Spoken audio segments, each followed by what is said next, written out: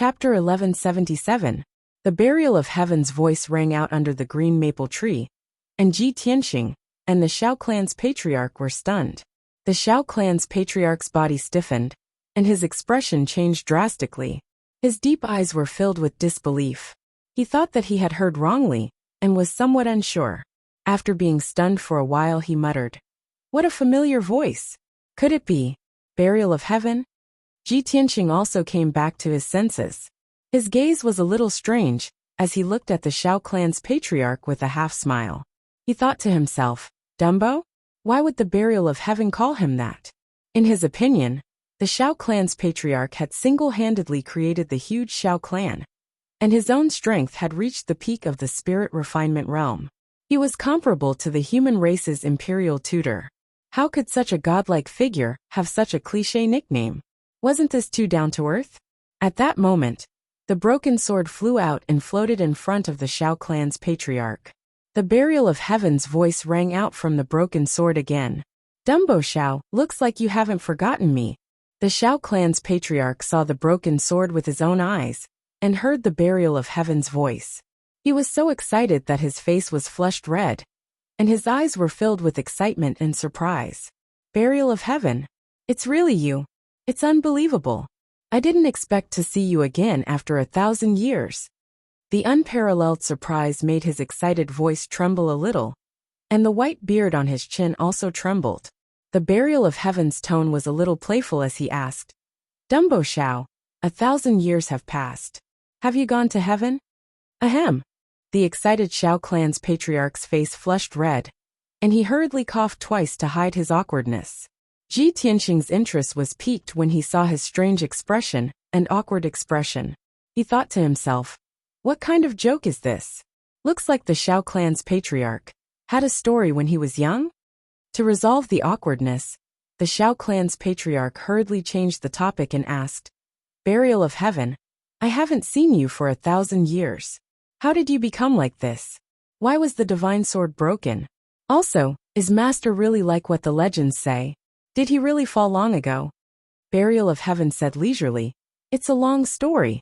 The Shao clan's patriarch opened his eyes wide and looked at the broken sword expectantly. "It's fine, I have enough time. You can tell me slowly. After Master left, I have been diligently cultivating day and night. I have not let down Master's guidance and teachings. Unfortunately, not long after I reached the soul-refining realm, news of my Master's death spread throughout the continent. I traveled across the entire continent and spent more than 200 years searching through all kinds of ancient ruins and forbidden grounds. I only wanted to find a way to leave the Tianxian land. I really want to verify the authenticity of the news and investigate the truth of the matter." The Shao clan's patriarch recounted the past in a low voice. His eyes were filled with reminiscence and nostalgia. Although Kenshin had never taken him in as a disciple, he had only given him pointers and taught him. However, he had always considered himself as a disciple of Kenshin. He would always remember the kindness of his teacher's teachings, and he respected and worshipped Kenshin to the extreme. Moreover, his feelings and experiences were very similar to Emperor Yes. After he finished speaking, Burial of Heaven said calmly, "Regarding this matter, I will slowly tell you in detail in the future. After 1,000 years, I have also suffered serious damage. My memory is incomplete, and I can't remember clearly what happened back then. If you want to investigate the truth and achieve your wish, you have to do your best to help Ji Tianxing. He is our hope." What Burial of Heaven said was the same as what it had said to Emperor Yi back then. Hearing its words, the Shao clan's patriarch immediately raised his eyebrows and looked at Ji Tianxing in disbelief. "In that case, this kid is really Master's successor?" "Of course," Burial of Heaven said in a solemn tone. "He has already inherited Kenshin's bloodline and ultimate techniques. He reached the soul-refining realm at the age of 20, and his name shook the world. Shao Han should have introduced him to you. He is the #1 genius of the human race, the #1 monster of the continent, a rare genius that even the Demon Emperor feared. His talent and aptitude are more than 10 times stronger than yours, and are on par with Kenshin back then. Only he can help you fulfill your and Yi Hengchuan's wish." The Shao clan's patriarch was stunned. He looked at Ji Tianxing with a solemn expression, and his eyes revealed deep admiration. A month ago, Xiao Han sent a message, reporting that Ji Tianxing wanted to see him. Xiao Han introduced Ji Tianxing in detail, saying that he was the #1 genius of the human race, the most monstrous genius of the emperor's son. The Xiao clan's patriarch was only skeptical and didn't take it to heart. But now, Burial of Heaven had personally said these words to him, and its evaluation of Ji Tianxing was the same as Kenshin's. How could he not be shocked? He had never dared to imagine that there was actually a genius in this world who could reach the height of his master Kenshin. In his opinion, this was absolutely impossible. In his heart, Kenshin was unique and irreplaceable. A moment later, he calmed down and asked Burial of Heaven, "Burial of Heaven, you mentioned Yi Hengchuan just now? You've already met him?" Burial of Heaven said calmly, "That's right. Just a few months ago, we met him in the Mangu mountain range. His situation is very similar to yours. He has also fallen into the shackles of the essence soul realm, and has been unable to break through for 200 years. However, it's just that the time is not right for him, and his providence has yet to be bestowed upon him. When the time is right, he will naturally soar into the sky and become a supreme." The Xiao clan's patriarch had lived in seclusion and cultivated bitterly for hundreds of years. He comprehended the secrets of heaven all day and played games with the heavens, all for the sake of breaking through to the essence soul realm. There was nothing more attractive than breaking through to the essence soul realm. Burial of Heaven's words made his heart beat faster, and his eyes shone brightly. He immediately asked, "When will his time be right? When will his providence be bestowed upon him?" Burial of Heaven said solemnly, "This question will depend on Ji Tianxing. Emperor Ye's providence and opportunity are on Ji Tianxing?" The Xiao clan's patriarch frowned and looked at Ji Tianxing in disbelief. Burial of Heaven responded, and did not say anything else. Its words just now had already revealed too many secrets. The Xiao clan's patriarch knew about Ji Tianxing's identity and importance, so he knew what to do next. He looked at Ji Tianxing with a burning gaze and asked, "Tianxing, why have you come to the Xiao clan to look for me?" Ji Tianxing cupped his hands and bowed to him. He said solemnly, "Senior, the situation in the Tianxian continent is getting worse and worse. The tragedy and disaster from 1,000 years ago is about to happen again. 1,000 years ago, Kenshin suppressed the demon emperor in the Tianxian region. However, 2.5 years ago, the demon emperor broke through the seal and returned to his lair in the northern desert. With the demon emperor overseeing the northern desert, the demon clan regained their vitality and attacked the humans, demons, and water clans with great ambition. Moreover, the bloodline curse that has always existed in the demon clan has also been removed. The demon clan's power is growing rapidly. Soon, they will sweep the world and the entire Tianxian continent." Chapter 1178. Faced with Ji Tianxing's request, the Xiao clan's patriarch hurriedly extended his hands and helped him up. "Tianxing, please get up."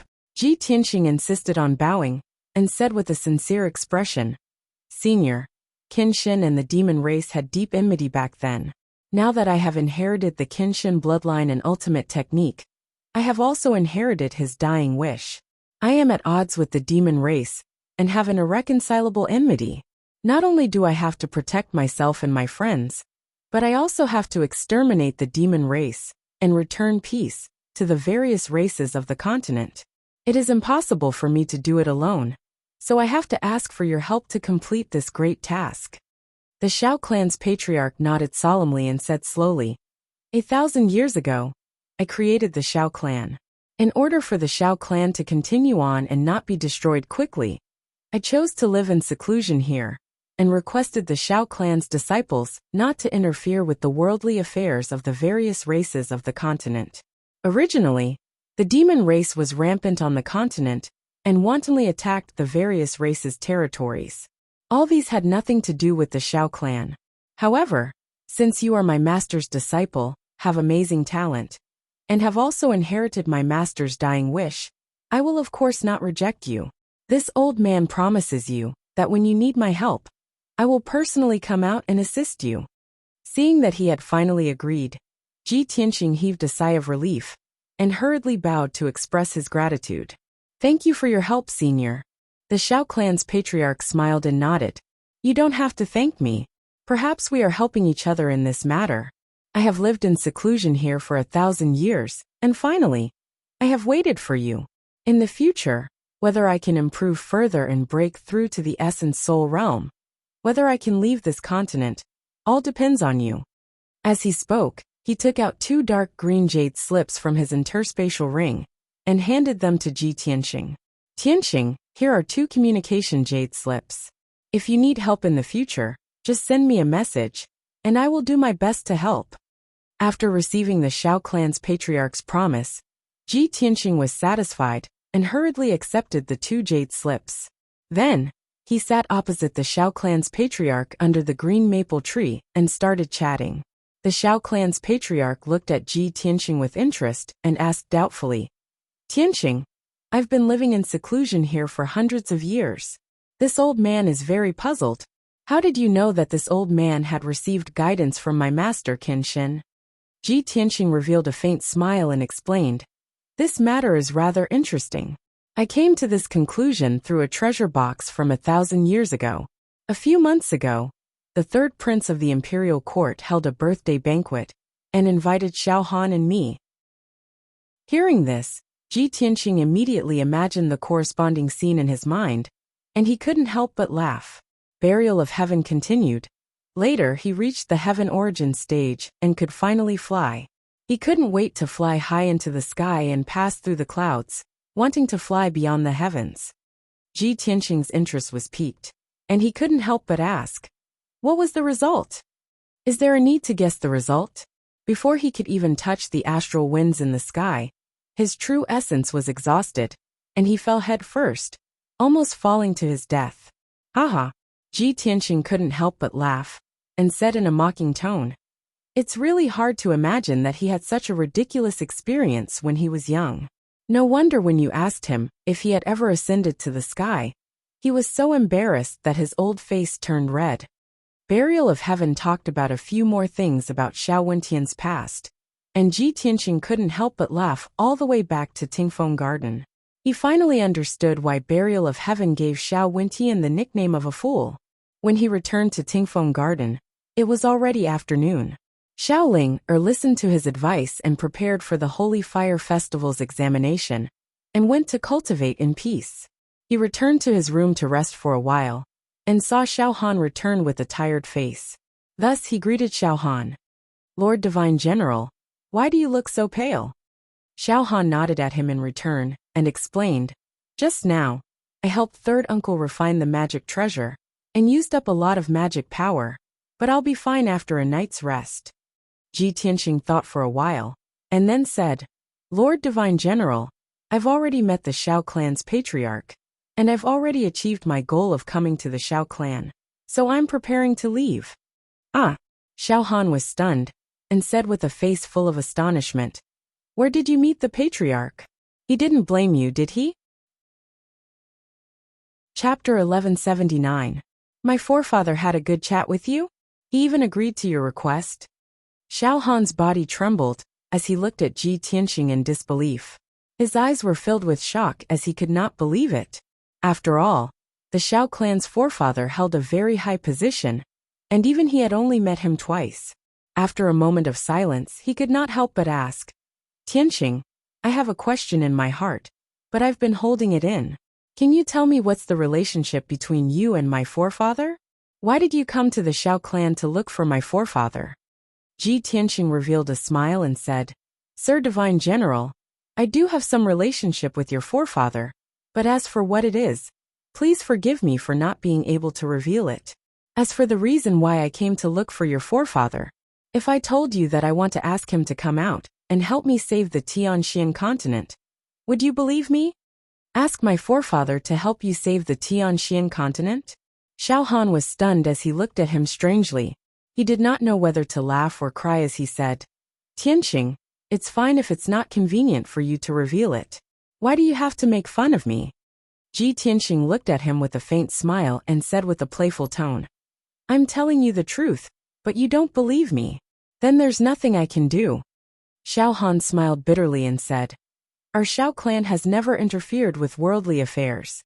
How could my forefather help you save the continent?" Ji Tianqing waved his hand and said, "Forget it. Let's not talk about this anymore. I've finished my business and achieved my purpose in coming to the Xiao clan. I'll take my leave now." Xiao Han immediately persuaded him to stay. "Tianqing, you don't have to be in a hurry to leave. Tomorrow night is the Holy Fire Festival, a grand festival that happens once every 20 years. Since you're here, of course you should watch the ceremony before you leave. Besides, if you want to leave now, I can't send you off or lead the way for you. Why don't you stay for one more day? After the Holy Fire Festival ends, we'll leave together. What do you think?" Ji Tianqing thought for a moment and nodded. "All right, since you've said so, I'll wait for one more day." The matter was settled.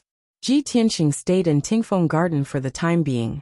He would leave with Xiao Han after the Holy Fire Festival ended. Xiao Han's face was full of weariness. His magic power was exhausted, so he returned to his room to meditate and adjust his breathing. Ji Tianqing had nothing to do, so he went to the weapon forging workshop to watch the third elder forge a magic weapon. In order to help the third elder refine the magic treasure as soon as possible, he also lent a helping hand. Using his vast and boundless magic power, he added 2 more restrictive magic arrays on the magic treasure. In this way, the refining speed of the magic treasure would be much faster, and the power of the magic treasure after it was refined would increase by about 50%.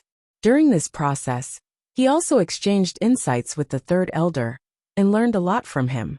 Unknowingly, 12 hours had passed. When Ji Tianqing left the armament workshop, it was already late at night. As soon as he returned to the verdant pine courtyard, he saw a black shadow flash by in the dark night. The black shadow was extremely fast and agile.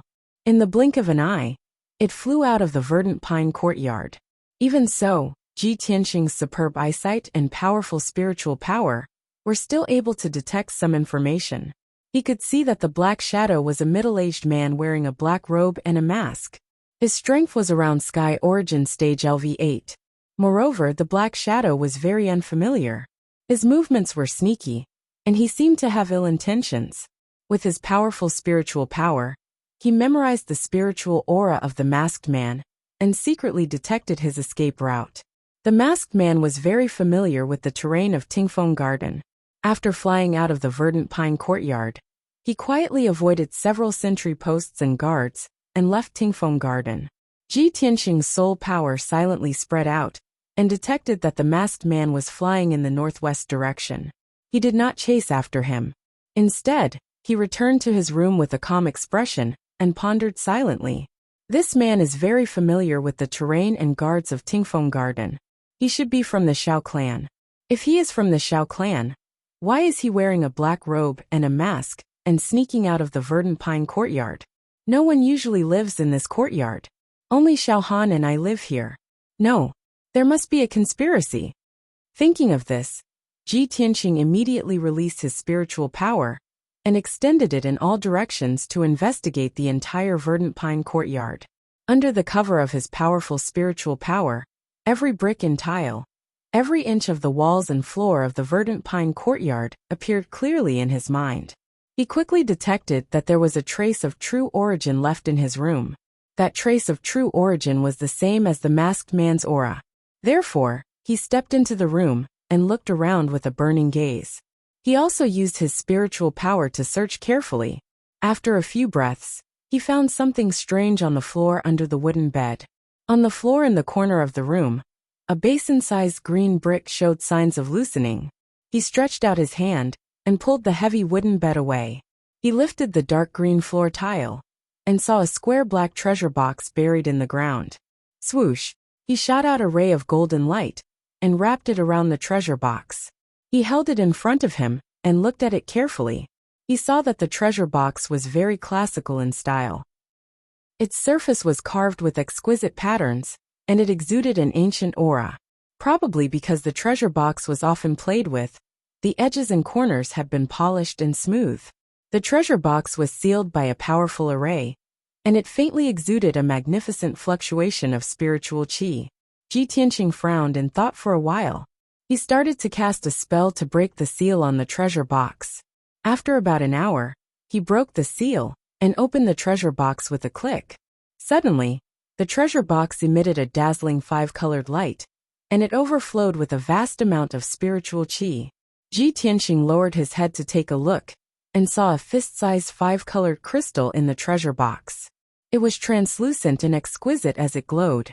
Could it be a top-notch magic treasure? Or a gem material? He raised his eyebrows and held the 5-colored diamond-shaped crystal. He injected a trace of magic power into it. Suddenly, the 5-colored crystal emitted a dazzling light and condensed into a light screen in front of him. On the 2-meter-wide light screen, lines of ancient seal characters appeared. All of them were shining with dazzling light. Ji Tianxing looked at it and realized that the 2,000-odd words on the light screen were a profound and obscure cultivation technique. I didn't expect it to be a soul-level cultivation technique. Interesting. The corners of his mouth curled up into a sneer as a cold light flashed in his eyes. He did not need to investigate to know that this cultivation technique was the core secret of the Shao clan. It was the most precious and priceless treasure. As for the other party's intentions, it was clear as day. You want to trick me? Then I'll beat you at your own game. Ji Tianxing murmured as he put the 5-colored crystal back into the treasure box, putting it back in its original state. Chapter 1180. 80 miles to the northwest of Tingfeng Garden was the manor where the second family lived. Ji Tianxing walked through the night like a ghost and landed quietly in the manor. There were guards both inside and outside the manor, and it was heavily guarded. However, no one could detect him. Not even his aura could be sensed. After sneaking around the manor for a while, he sensed the spiritual aura of the masked man. It was in a secret chamber underground. Hence, he sneaked into the ground and stuck close to the wall of the secret chamber. He used a secret technique to investigate the situation in the secret chamber. In the dark secret chamber, there were only 2 people who were whispering to each other. One of them was a young man in a brocade robe. It was Xiao Chong. The other person was a middle-aged man in a black robe with a veil covering his face. Xiao Chong looked at the masked man and asked with anticipation, "Father, is the matter settled?" The masked man nodded slightly and said with a tone full of conceit, "Of course. Nothing will go wrong if I take action for my father. Don't worry. You will be able to enjoy a good show tomorrow night." Xiao Chong was so excited that his cheeks turned red. He laughed coldly and said, That's great. This time, that kid is dead meat. In order to get our hands on the first elder's soaring white sun scripture, we have put in a lot of effort and risked a lot of danger. Luckily, the plan succeeded. Everything was worth it." The masked man nodded and said with a sinister smile, The soaring white sun scripture is a spirit-level cultivation skill created by our patriarch. It is also the reason why our Shao family has been able to pass it down for thousands of years. Such a peerless godly skill is a priceless treasure to our Shao family. Only the first elder of each generation can control it. Even I am not qualified to take a look at it. When tomorrow's Holy Fire Festival is exposed in front of the entire Shao family, that kid will have to bear the wrath of the entire Shao family. When that time comes, even Xiao Han will not be able to protect him. Even Xiao Han will be implicated. Xiao Chong nodded and laughed proudly. Ha! That's right. A lowly branch family descendant dares to fight with us. He must have a death wish. Outside the secret chamber, Ji Tianxing was hiding underground. He heard the conversation between Xiao Chong and Xiao Chong clearly. Just as I expected, Xiao Chong, that bastard, really wants to harm me. But I didn't expect that his father, Xiao Zhan, would personally make a move. He really spared no effort. Ji Tianxing muttered in his heart as a cold glint flashed across his eyes. He did not continue to listen to the conversation between Xiao Chong and his son. He quietly traveled underground for a while and entered a room. The furnishings of this room were very luxurious. There were abundant cultivation resources stored within, and it was also filled with a dense true essence aura. That was Xiao Chong's aura. This room must be Xiao Chong's bedroom. Thus, Ji Tianxing stretched out his hand and pressed it into the wall. His palm was as sharp as a blade, and he cut open the bluestone wall effortlessly. He took out the treasure box from his spatial ring and hid it in the wall. Then, he rubbed his palms against the green stone wall and used his chi to smooth it out, leaving no traces behind. After doing this, he quietly left the room and left the manor. Throughout the entire process, he did not make a single sound, nor did he alert anyone. 15 minutes later, he returned to his residence in Tingfeng Garden. He sat in his room and meditated. The night passed very quickly. After dawn, the entire Shao clan was bustling with activity. Today was the day of the Holy Fire Festival. It would be held tonight at Evergreen Mountain. Evergreen Mountain was the main peak of this mountain range. It was also where the disciples of the first branch resided. There was not only a vast and luxurious manor on that 1,000-zhang tall mountain, but there was also a plaza that could accommodate 10,000 people. In the north of the plaza stood a 300-zhang tall statue of the Shao clan's patriarch. Beside the statue was a 300-zhang tall ancient pine tree. It had a history of 1,000 years, but it was still dark green and full of vitality. That ancient pine tree was evergreen.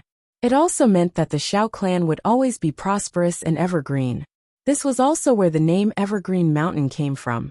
Early in the morning, the disciples of the Shao clan started to get busy. Countless young disciples and servants rushed to the plaza of Evergreen Mountain to clean up the fallen leaves and decorate the venue for the Holy Fire Festival. The dozens of young disciples, including Xiaoling and Xiaochun, were cultivating intensely, repeatedly practicing the secret techniques of the martial Tao. These young disciples were going to participate in the Holy Fire Festival's test tonight and strive to get a good ranking in the test. The rules of the Shao clan were very straightforward and simple. Only the disciples with outstanding talent and aptitude could obtain more abundant cultivation resources and receive the guidance of senior experts. Only the two most outstanding young disciples were qualified to leave the Shao clan and venture out into the outside world. For the entire day, the disciples of the Shao clan's 9th branch discussed, filled with anticipation for the Holy Fire Festival tonight. Everyone was discussing which young genius would obtain the top 2 spots and obtain the qualification to leave the Shao clan. Some people believed that Xiao Chong and Xiao Ke would obtain the top 2 spots. However, there were also people who felt that the top 2 spots would be Xiao Chun and Xiaoling. Aside from these people, there were a few other genius disciples who also had a chance to obtain the top 2 spots. In short, the disciples of the various branches all had different opinions. Ji Tianxing was not interested in this. No matter who passed the Holy Fire Festival's test, or who could leave the Shao clan, it had nothing to do with him. Xiaochun sat in his room and meditated until evening. Then he walked out of his room and rushed to Evergreen Mountain. Xiaochun's expression was as calm as water. However, a thought flashed in his mind. There will definitely be a good show to watch tonight. Thinking of this, Xiaochun's lips curled up in a playful cold smile. At the same time, a melodious voice called out to him from behind. "Elder brother Tianxing, please wait a moment." Ji Tianxing stopped and turned his head to look behind him. He saw Xiaoling and Xiaochun flying over as fast as the wind. The two stopped in front of Xiaochun, their faces filled with joy and gratitude. "Elder brother Tianxing, thank you so much. Young master Tianxing, many thanks for your help." The two greeted Ji Tianxing and bowed to him to express their gratitude. Ji Tianxing guessed the reason. He asked with a calm expression, "Have you finished refining your magic treasures and obtained them?" "Yes." Xiaoling quickly nodded and said excitedly, "We finished refining our magic treasures this afternoon. After a few hours of practice, we can already familiarize ourselves with them. Third Grandpa told us that if not for your help, he would not have been able to refine them so quickly. Furthermore, you specially added 2 restriction formations on our magic treasures, increasing their might by 50%. Xiao Chong, Xiao Ke, and Xiao Shui's magic treasures cannot be compared to ours." As she spoke, a white light surged in her palm, and a sword flickering with silver light appeared. Chapter 1181. Xiaoling and Xiaochun followed Ji Tianxing, one on his left and one on his right. The two were very close and respectful to Ji Tianxing, treating him like a god. The three flew through the night sky, Along the way to Evergreen Mountain, they met many Shao clan disciples. The Shao clan members from the various branches were all rushing to Evergreen Mountain, in groups of 3 to 5. There were men and women, young and old. They were all filled with anticipation for the Holy Fire Festival tonight, discussing it as they traveled. Shao Chun and Shao Ling were famous people of the Shao clan's younger generation, the most outstanding martial Dao geniuses. They attracted attention wherever they went. Along the way, people continuously greeted the two. When the crowd saw Ji Tianxing, they found him very unfamiliar, and could not help sizing him up. This was especially so when Shao Chun and Shao Ling treated Ji Tianxing warmly and respectfully. This made the crowd even more curious about Ji Tianxing's identity. Soon, the three arrived at Evergreen Mountain and landed in the vast plaza. Thousands of people were already waiting in the plaza, which was 1 kilometer in diameter. Bonfires were set up around the plaza. The flames rose fiercely, illuminating the pitch-black night sky. About 4,000 Shao clan members were divided into 9 regions, standing in the plaza. There was a tall arena, 100 meters in diameter, in the center of the plaza. A strong spirit-grade formation protected the arena. No matter how the young geniuses fought in the arena, it would not affect the people in the plaza. After Ji Tianxing, Shao Ling and Shao Ling arrived at the plaza, they walked into the crowd of the third branch disciples. The three stood still in the crowd, waiting for the Holy Fire Festival to start while sizing up the surroundings. The plaza was bustling with noise and excitement. Everyone was discussing, and countless people had expectant smiles on their faces. Many young disciples were also rubbing their fists, eager to give it a try. Naturally, Shao Ling and Shao Chun were somewhat excited. They were very confident about tonight's test. However, the two of them did not look around. They kept Ji Tianxing by his side, telling him about the origin of the Holy Fire Festival and some of the interesting things related to it. Ji Tianxing listened quietly, nodding or commenting from time to time. His expression remained indifferent the whole time. Suddenly, he felt a few sharp auras staring at him from the shadows. He turned his head and saw a well-dressed young man staring at him coldly from the crowd of the second branch disciples next door. That young man was Shao Chong. He was surrounded by a group of disciples from the second branch. His expression was cold, but there was a sneer in his eyes. Shao Ku and a few other young men of the Shao clan were among the people of the fourth and fifth branches who were further away. They cast their cold gazes at him from time to time. Obviously, these people all had their own thoughts, and were waiting to watch a good show. Ji Tianxing couldn't be bothered to pay attention to them as he chatted and laughed with Shao Ling, with an indifferent expression. Not long after, there was a commotion in the crowd, and there were exclamations and discussions. The elders are here. Get out of the way. The Holy Fire Festival is about to begin. When Ji Tianxing heard the crowd's shouts, he looked in the direction of the sound, and saw a group of elders in purple robes walking over in a dignified manner. Swish, swish, swish. A total of 8 elders passed through the crowd in the square, and flew to the arena in a row. Other than the third elder, all the elders from the 8 branches were present.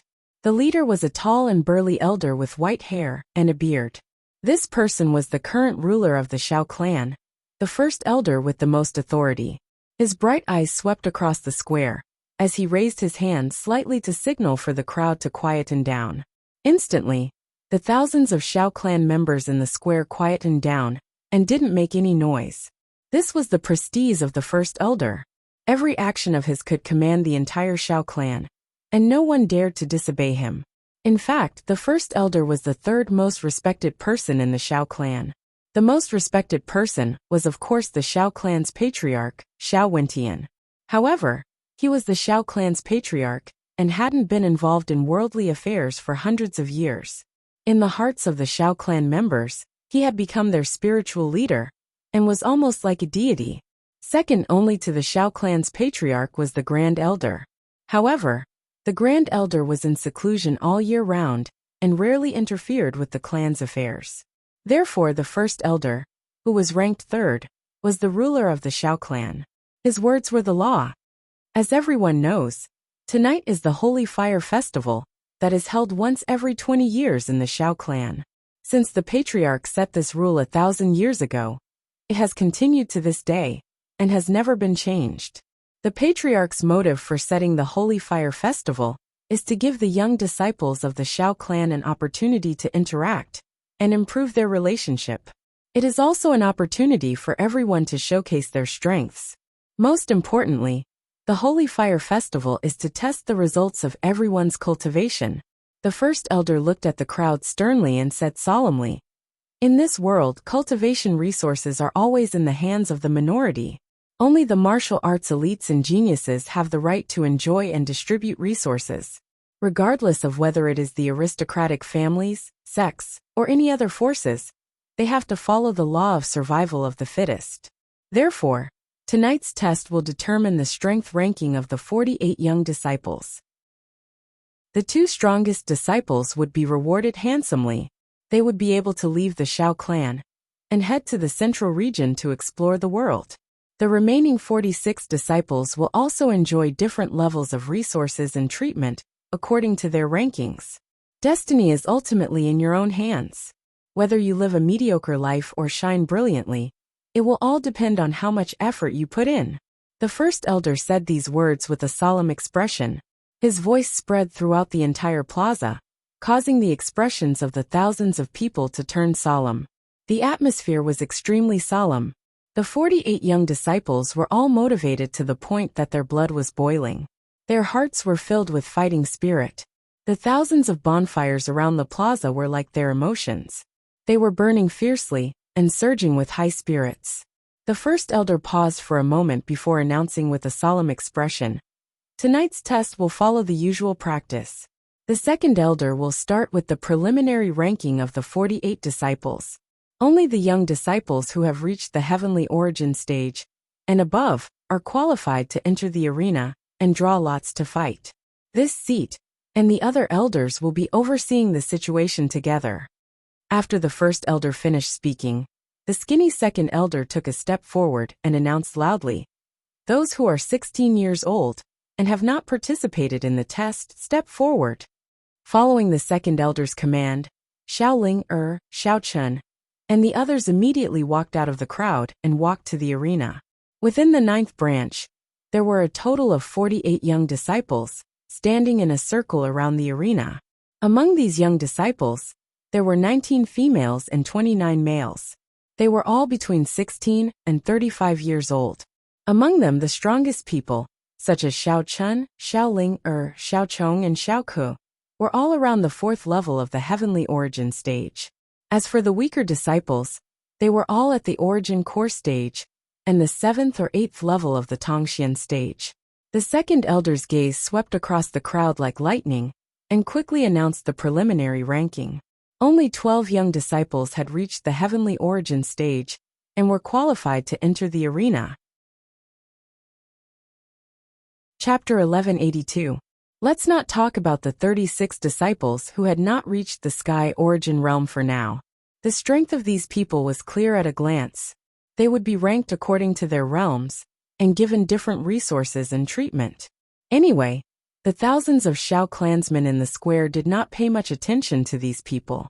Everyone's eyes and expectations were all focused on Xiao Chun, Xiaoling, and the others. After the second elder announced the rankings and treatment of the 36 people, he looked at Xiao Chun and the others with a dignified gaze. There are 12 disciples who have reached the sky origin realm in this holy fire festival. According to everyone's strength, I will give the preliminary rankings as follows. First place, Xiao Chun, Xiaoling, Xiao Chong, Xiao Ku, and Xiao Shui are tied. Second place, Xiao Pan and Xiao Gang are tied. Third place, Xiaoing. Fourth place. The rankings announced by the second elder were only based on the strength of the 12 disciples. The final rankings would only be known after they went up on the stage. With a schwa sound, the great elder shot out 12 rays of golden light, which wrapped around 12 jade lots, floating in the gloomy night sky. Second elder, please draw lots for the 12 juniors. The second elder nodded slightly and shot out a few dazzling lights, which disrupted the 12 golden lights and divided them into 6 pairs. The first elder took out the 6 pairs of jade lots and read out the names on them. Xiao Ku against Xiao Gang, Xiao Chun against Xiao Pan. Xiao Ling against Xiao Ying. Xiao Chong against. When the first elder finished reading out the results of the draw, everyone secretly heaved a sigh of relief. The crowd in the square also burst into discussion. Luckily, the 5 geniuses tied for first place did not meet in the first round. Yes, although the competition will go on for many rounds, and the strong ones will win in the end, if they meet in the first round, it will be a great loss to their strength. The top 2 of this year's assessment will definitely be chosen from those 5 geniuses. I wonder who will win. After the thousands of people in the square discussed for a while, the first elder announced the start of the competition. The first pair of disciples was Xiao Ku and Xiao Gang. Both of them were young men in their early 20s with a strong aura, and were tall and sturdy. The martial techniques and secret techniques that they cultivated were mostly the same. Their styles were also violent and fierce. But the difference was that Xiao Ku was at the 4th level of Sky Origin stage, while Xiao Gang was only at the 3rd level of Sky Origin stage. The result was indisputable. After Xiao Ku and Xiao Gang fought intensely for 40 moves, Xiao Gang was defeated on the spot. The 2 of them fought fiercely in the arena. Saber light and sword shadows constantly burst forth, illuminating the dark night sky. Boom! The muffled sound spread throughout the entire evergreen mountain. It was very shocking. When Xiao Gang was defeated and left the arena in a somewhat sorry state, Xiao Ku revealed a complacent smile. He stood on the arena and looked down at Xiao Chun and Xiao Ling with a provocative gaze. Of course, Xiao Chun and Xiao Ling were not convinced and glared back. Next, it was the turn of the second pair of young disciples. Xiao Chun stepped onto the arena and faced a young woman with a graceful figure, Xiao Pan. Xiao Pan knew that she was not as strong as Xiao Chun and could not defeat him. In order to preserve her strength and obtain a better ranking, she rationally chose to admit defeat. Xiao Chun easily won, but no one expressed any dissatisfaction. They all felt that this was a matter of course. Soon, Xiao Ling Xiao Chong, Xiao Shui, and the other young geniuses stepped onto the arena to fight. These people were the most outstanding young geniuses of the Xiao clan. They were all at the heavenly origin stage, and had cultivated profound martial techniques and secret techniques. Everyone displayed their strengths in the arena. They all executed the martial techniques they were most proficient in, and used their strongest secret techniques. The ground shook and the mountains shook. Muffled sounds shook the sky. The thousands of people in the plaza were dazzled by the sight. They continuously cheered and applauded. The atmosphere in the plaza became more and more lively. The Xiao clan's people were all in high spirits, as they discussed spiritedly. Even the 9 elders were very satisfied with the performance of the geniuses. They would occasionally nod their heads or give a few comments. Only Ji Tianxing stood silently in the crowd, watching the fights on the arena with an indifferent expression. The fights of these heavenly origin stage cultivators were too weak in his eyes. There was nothing to watch. Soon 2 hours passed. After more than 10 fights, Xiao Gang, Xiao Pan, Xiao Ying, and the other young disciples had their rankings confirmed. Only Xiao Chun, Xiao Chong, Xiao Ku, Xiao Ling and Xiao Shui were left.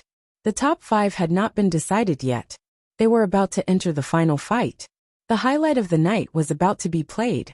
The thousands of people in the plaza all burst out in excited cheers.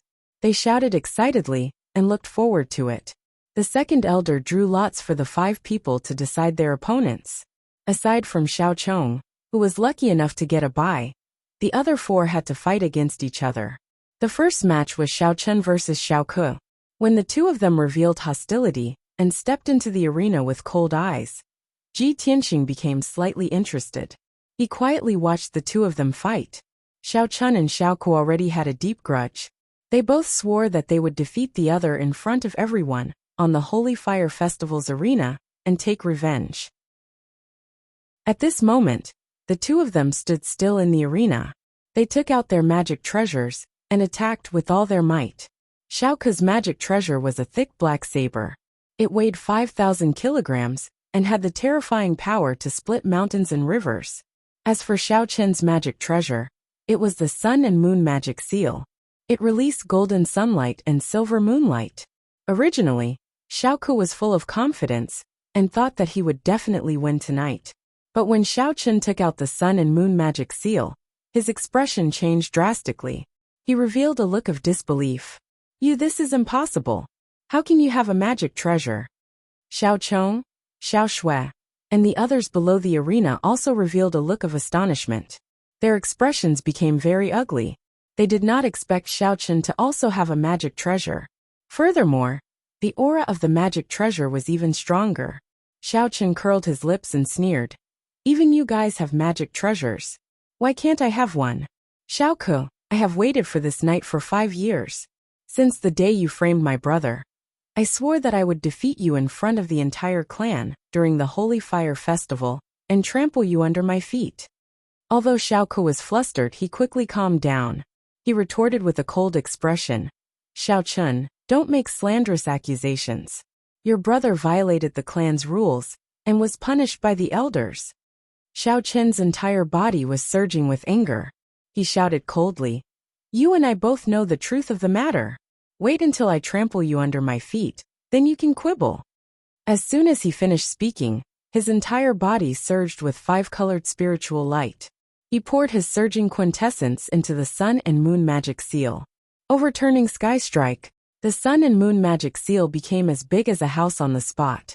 It flew into the night sky and released dozens of gold and silver light pillars that were as thick as buckets. They bombarded Xiao Ke's head. Chapter 1183. Rumble. 10-100-meter-long gold and silver pillars of light flooded Xiao Ke's figure. Xiao Ke's saber-light shadow was shattered into pieces. Following a deafening explosion, Xiao Ke was sent flying, crashing into the edge of the arena in a sorry state. Fortunately, the arena was protected by a soul-level grand array. That dark yellow light shield blocked him. Otherwise, he would have already fallen off the arena. How is this possible? How do you have such a strong magic treasure? Xiao Ke asked Xiao Chen angrily as he widened his eyes in horror. Blood continuously flowed out of his nose and mouth. However, Xiao Chen could not be bothered to explain. He grinned coldly and controlled the sun and moon seals again, launching an all-out attack at Xiao Ke. Cut the crap. You will definitely lose tonight. Sun Moon Heavenly River. Xiao Chen recklessly circulated his quintessence, causing the sun and moon seals to release a gold and silver light that covered the sky. The light surged towards Xiao Ke like a flood. Xiao Ke immediately panicked.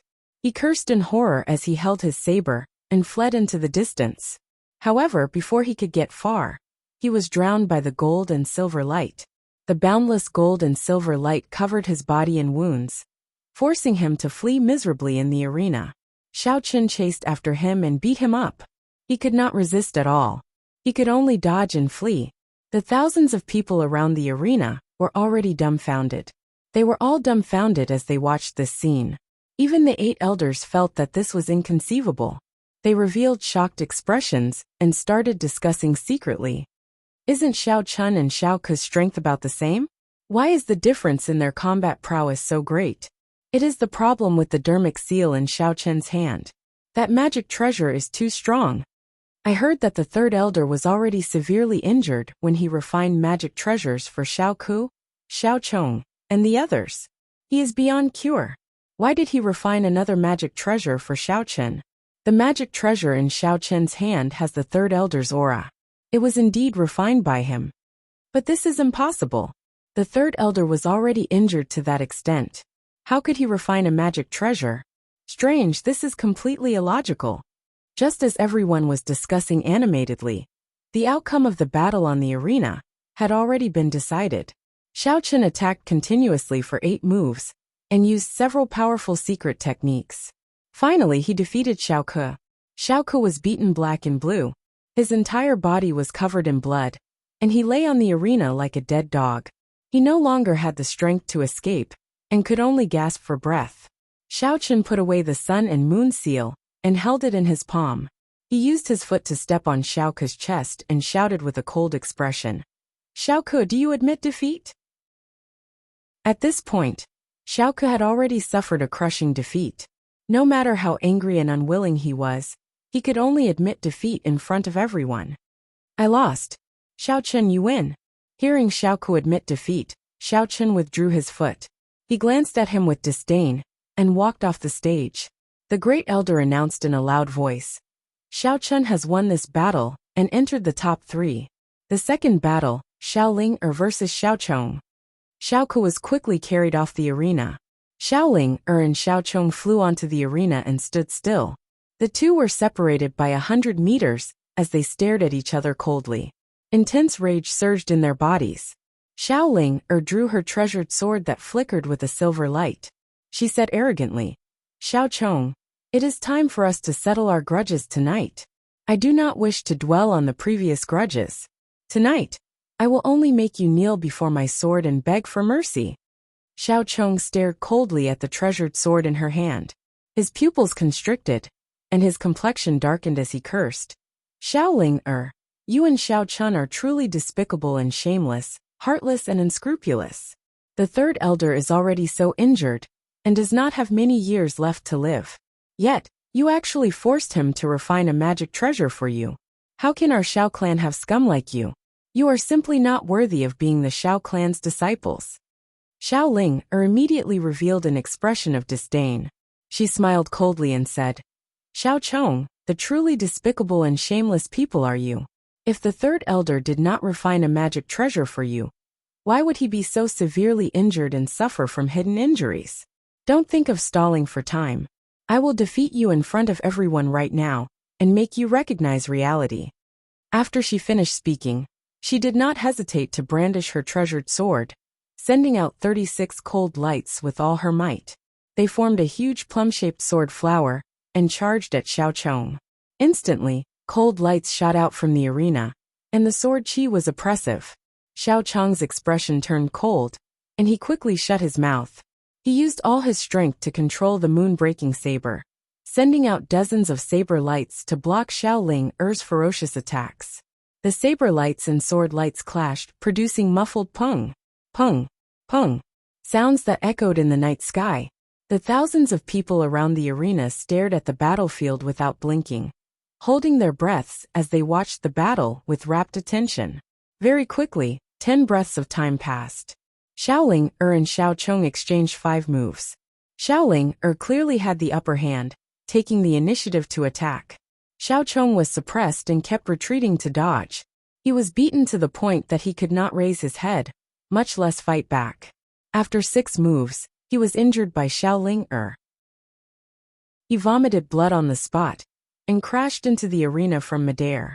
Before he could get up, Xiaoling had already arrived before him, and sent him flying with another sword strike. A bloody wound that was deep to the point bones could be seen instantly appeared on Xiao Chong's chest, and blood sprayed out from his mouth and nose. He flew out for an entire 100 meters, and fiercely collided with the dark yellow defensive barrier, before bouncing back and falling to the ground. This time his injuries were even worse. He was already heavily injured, and his combat strength had greatly weakened. Even though he was filled with grief, indignation, and fury, and was unable to accept the fact that he had lost miserably. But it was meaningless for him to continue fighting, and he would only be madly ravaged by Xiaoling. So he struggled to get up from the ground, and was about to admit defeat. But he never imagined that Xiaoling would not give him the chance to admit defeat at all. She once again executed her ultimate technique, and she held the treasured sword with both hands and fiercely slashed down. Kaboom! Amidst a deafening loud sound, a silver moon sword light that was over 30 meters long descended from the sky and slashed onto Xiao Chong. Xiao Chong was struck to the ground on the spot, and one of his arms was chopped off as well, falling onto the arena. The power that could destroy heaven and earth actually knocked him out on the spot. His vision turned black, and he fell onto the ground unconscious. If it were not for the Xiao clan's rule that it was not allowed to kill in a battle, Xiao Chong would probably have been killed by Xiaoling. After a long time, the silver light that filled the sky dissipated. Xiaoling held the treasured sword in her left hand, and carried the unconscious Xiao Chong with her right hand. She dragged him like she was carrying a dead dog, and threw him off the arena. Such a scene immediately made everyone stare with wide eyes, revealing a face full of shock. No one dared to believe that the always clever, and cute Xiaoling actually had such a violent side. Only Xiaoling herself knew that the reason why she ravaged Xiao Chong like this was to vent the anger in her heart. Chapter 1184. Xiao Ku and Xiao Chong were defeated one after another. Both of them ended up in a miserable state. One was covered in injuries like a dead dog, while the other was covered in blood and unconscious. Xiao Chen and Xiaoling's performance shocked everyone in the Xiao clan. They felt that it was unbelievable. Even the 8 elders had a whole new level of respect for them. They felt that the top 2 in the assessment would definitely be theirs. Of the top 5 young geniuses, only 3 remained: Xiao Chen, Xiaoling and Xiao Shui. Among the 3, one of them would definitely be eliminated. The other 2 would obtain the top 2 positions and obtain the right to leave the Xiao clan. Xiao Chong was still unconscious, and Xiao Zhan was circulating his energy to save him. Xiao Ke suppressed his anger and humiliation and stayed below the ring. His face was distorted with anger as he stared at Xiao Chen and Xiaoling with hatred. He muttered to himself, "We have not lost yet. There is still Xiao Shui. She still has hope." As he spoke, he turned his head to look at Xiao Shui, who was in the crowd, with high hopes in his eyes. However, Xiao Shui had her head lowered, and no one knew what she was thinking. She did not see Xiao Ke's gaze. Her expression was very ugly, and her eyes were as cold as ice. She clenched her fists so tightly that her knuckles turned white. Obviously, she was very nervous. She had seen Xiao Ku and Xiao Chong's miserable end clearly. She did not have any confidence in the following battles. At this moment, the second elder continued to draw lots. The first elder announced the results of the draw loudly. The final battle, Xiao Chen against Xiao Shui. Xiaoling is lucky to have a bye, and will be the second place of this holy fire festival. As his voice fell, the square was filled with thunderous cheers. Thousands of people let out excited shouts. Everyone's gaze was focused on Xiao Chen and Xiao Shui. Xiao Chen stepped onto the stage confidently and looked coldly at Xiao Shui. Xiao Shui lowered her head slightly as she held the hilt of her treasured sword. Her body was brewing quintessence. When the first elder announced the start of the duel, she did not hesitate at all. She drew her sword and thrust it at Xiao Chen. That sword was fast and ruthless. It was as fast as a ray of light, and the sword soared into the sky. Her eyes were blood red, and her body was emitting a dark red killing intent. Her eyes were like 2 sharp swords that could penetrate one's heart. When Xiao Shui thrust out her sword, thousands of Xiao clan members exclaimed in surprise. The elders were also shocked, revealing expressions of disbelief. Exactly how strong is this little girl's killing intent to be able to execute such a sword strike? As expected, a woman's heart is the most poisonous. Xiao Shui has been silently enduring all this time, because she was accumulating strength for this sword. Oh no, if Xiao Chen is not on guard, I'm afraid he will be injured by this sword. Just as this thought flashed through everyone's minds, Xiao Chen also made his move. He seemed to have long expected that Xiao Shui would unleash a thunderous attack, and immediately unleashed the sun and moon seal to block in front of him. The seal emitted a dazzling golden and silver light. It turned into the size of a millstone and spun in front of him. Clang! The sword light collided with the sun and moon seal, causing a loud and clear sound to ring out. Xiao Shui's murderous aura filled with extraordinary might was blocked by Xiao Chen in the end. The sword light instantly collapsed as Xiao Shui was forced to retreat a dozen steps. Her complexion turned deathly pale as dense shock gushed out from her eyes. Next, it was time for Xiao Chen to trample on her. Xiao Chen controlled the sun and moon seal, continuously releasing sunlight and moonlight.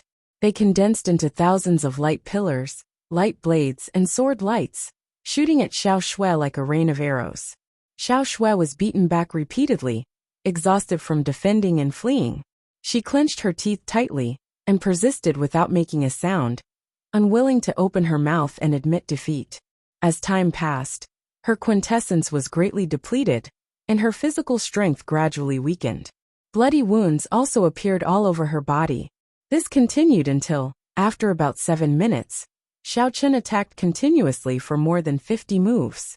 Xiao Shui's entire body was covered with hundreds of wounds. There was not a single part of her body that was intact. Dark red blood soaked her entire body, splattering on the arena, and dyeing the ground dark red. She finally could not hold on any longer. After exhausting all her strength, she collapsed on the arena and shouted in a hoarse voice that she admitted defeat. The moment she admitted defeat, the thousands of Shao clan members in the plaza were all in an uproar, shouting themselves hoarse. He won. Shao Chun really won. Shao Chun is indeed the #1 genius of our Shao clan. He deserves this title. Shao Chun and Shao Ling are indeed the strongest of the younger generation. From today onwards, the two of them can leave the Shao clan and roam the outside world. This is too enviable. In the future, when they roam the continent, they will definitely achieve great feats and become experts that everyone will respect.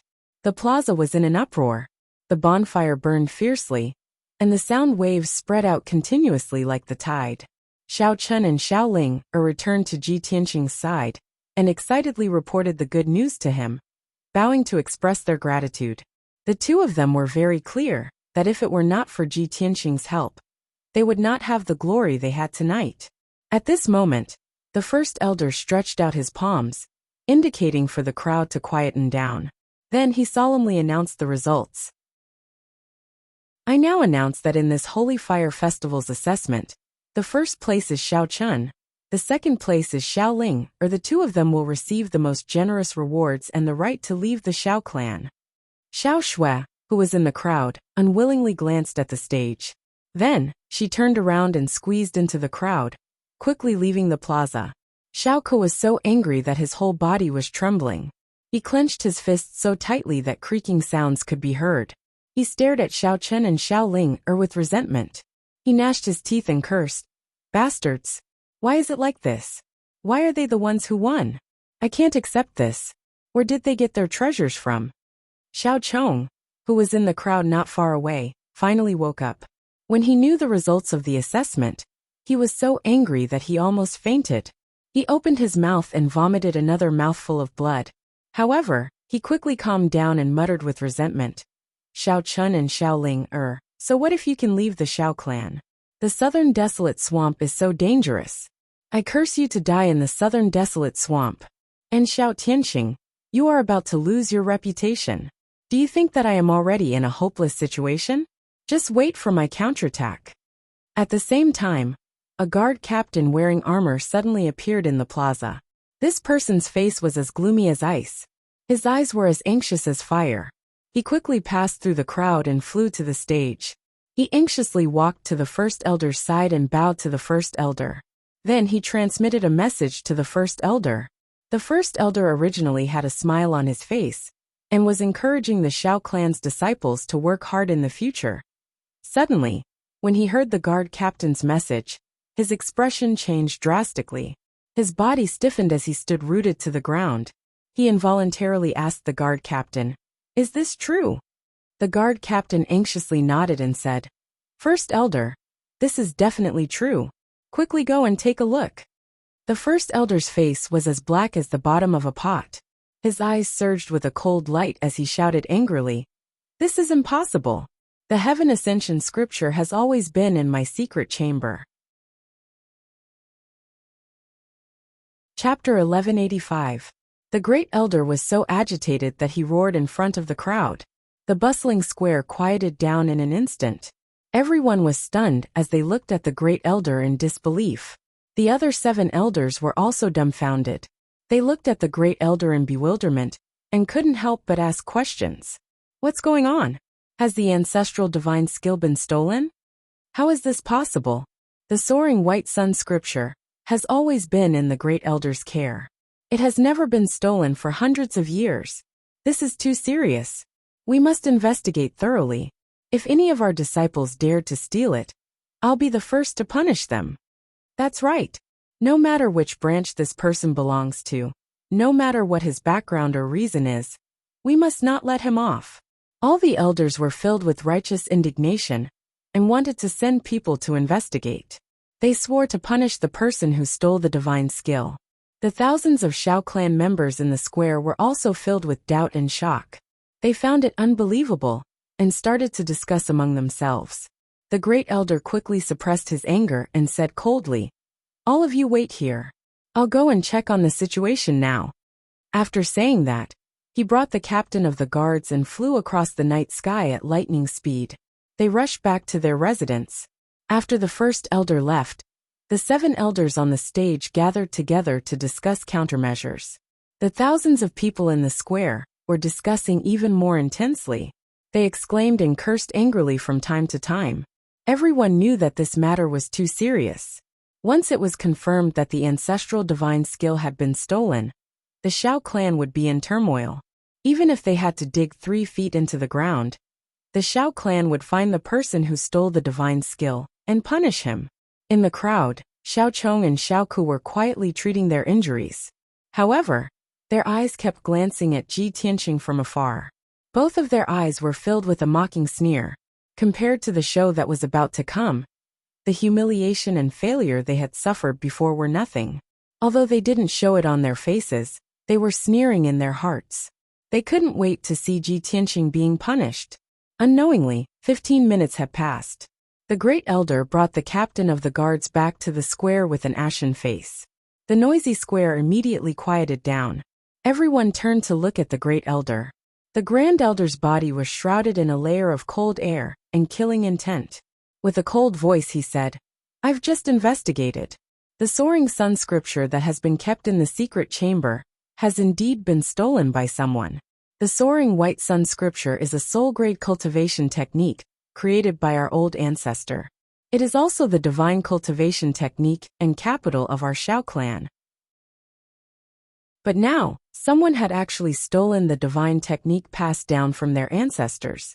Such a disgraceful act of deceiving one's master and destroying one's ancestors was truly shocking, and it had never appeared in the past few hundred years. There is no need for me to explain the seriousness of the matter. Everyone should understand." The dignified voice of the first elder spread throughout the entire square. His tone was extremely low, icy cold, and contained piercingly cold killing intent. Everyone felt a deep chill. A deep sense of reverence rose in their hearts as they looked at the great elder with a solemn expression. The great elder's gaze swept across the square like lightning. With a deep voice he said, "It happened yesterday or today. The traitor who stole the divine technique passed down from our ancestors might be in the square right now. I will now give you a chance to repent and start anew. If you take the initiative to confess, I will be lenient and spare your life. If you don't cherish this chance and refuse to confess, I will sentence you to death when I find out the truth." The mighty sound waves spread out and reverberated fiercely in the night sky. The dull sound caused the entire mountain peak to tremble. The great elder's majestic aura caused everyone's body to tremble. A deep sense of reverence and fear rose in their hearts. For a moment, countless people lowered their heads. Their hearts were on tenterhooks, and they did not even dare to whisper. Only Xiao Chong, Xiao Ke, and Xiao Zhan sneered even more coldly in their eyes. The more furious the great elder was, the more complacent they felt. Everyone in the square was silent. No one uttered a word. Ji Tianqing also stood indifferently in the crowd, waiting for the development of the matter. Xiao Chong, Xiao Ke, and the rest secretly saw his reaction and sneered even more complacently in their hearts. This brat is still in the dark. He doesn't know anything. Little bastard, I really want to see how you react later. Will you be so scared that you cry on the spot? Ignorant brat. You probably don't know that you are in big trouble, right? The great elder waited for a moment. When he saw that no one in the square stood up to confess, he sneered. He said with a murderous look, "Good. Damn traitor. Since you don't want to cherish this chance, don't blame me for being ruthless. I have placed a seal on the treasure box that contains the soaring white sun scripture, and it also contains my soul aura. I will find the treasure box later and find out the truth. At that time, you will be dead without a doubt. Now everyone can report and expose each other. In these 2 days, anyone who has entered my house and whose whereabouts are strange can be exposed. As long as the identity of the traitor is confirmed, the corresponding informant will be rewarded with 100,000 spirit stones and a soul-level treasure." When the great elder's voice fell, the thousands of people in the square suddenly became excited. Almost everyone was shocked. Their expressions and eyes were full of disbelief and surprise. 100,000 spirit stones and a soul-level treasure. This is too exaggerated. This is simply a trump card. Such a generous reward is enough to make people lose their minds. The Great Elder's trick is really awesome. The traitor who stole the ancestral divine art is doomed. Report. Great Elder, I want to expose the traitor. I want to report too. Almost a moment later, more than 10 people of the Shao clan rushed out of the crowd and came to the arena to report to the Great Elder. The Great Elder looked at the crowd with majestic eyes and shouted in a deep voice, "You can report and expose, but if you maliciously frame someone, I will not spare you." More than half of the agitated people of the Shao clan calmed down immediately. They were so scared that they shrank their necks and hurriedly retreated into the crowd. There were only a few people left who were overwhelmed by the generous rewards. They shouted excitedly, "Great Elder!" Buttface from the 8th branch. "Oh no, Xiao Erzwang sneaked into Mount Chongqing last night. I suspect that he stole the ancestral divine art." Great Elder. Xiao Jingyu from the 4th branch sneaked into the back of the mountain this morning and was very sneaky. The 2 members of the Shao clan, who were reported, changed their expressions drastically. They were so scared that they jumped out to defend themselves. Great Elder. I am innocent. I Xiao Ergu. No, I Xiao Erzwang would never steal the divine art. I came to Mount Chongqing last night to have a rendezvous with Xiao Chui. Great Elder. I was also wrongly accused. This morning, I was discussing life with Xiao Cheng from the 5th branch in the back mountain. The scene was chaotic. The people who reported the matter spoke with conviction and conviction.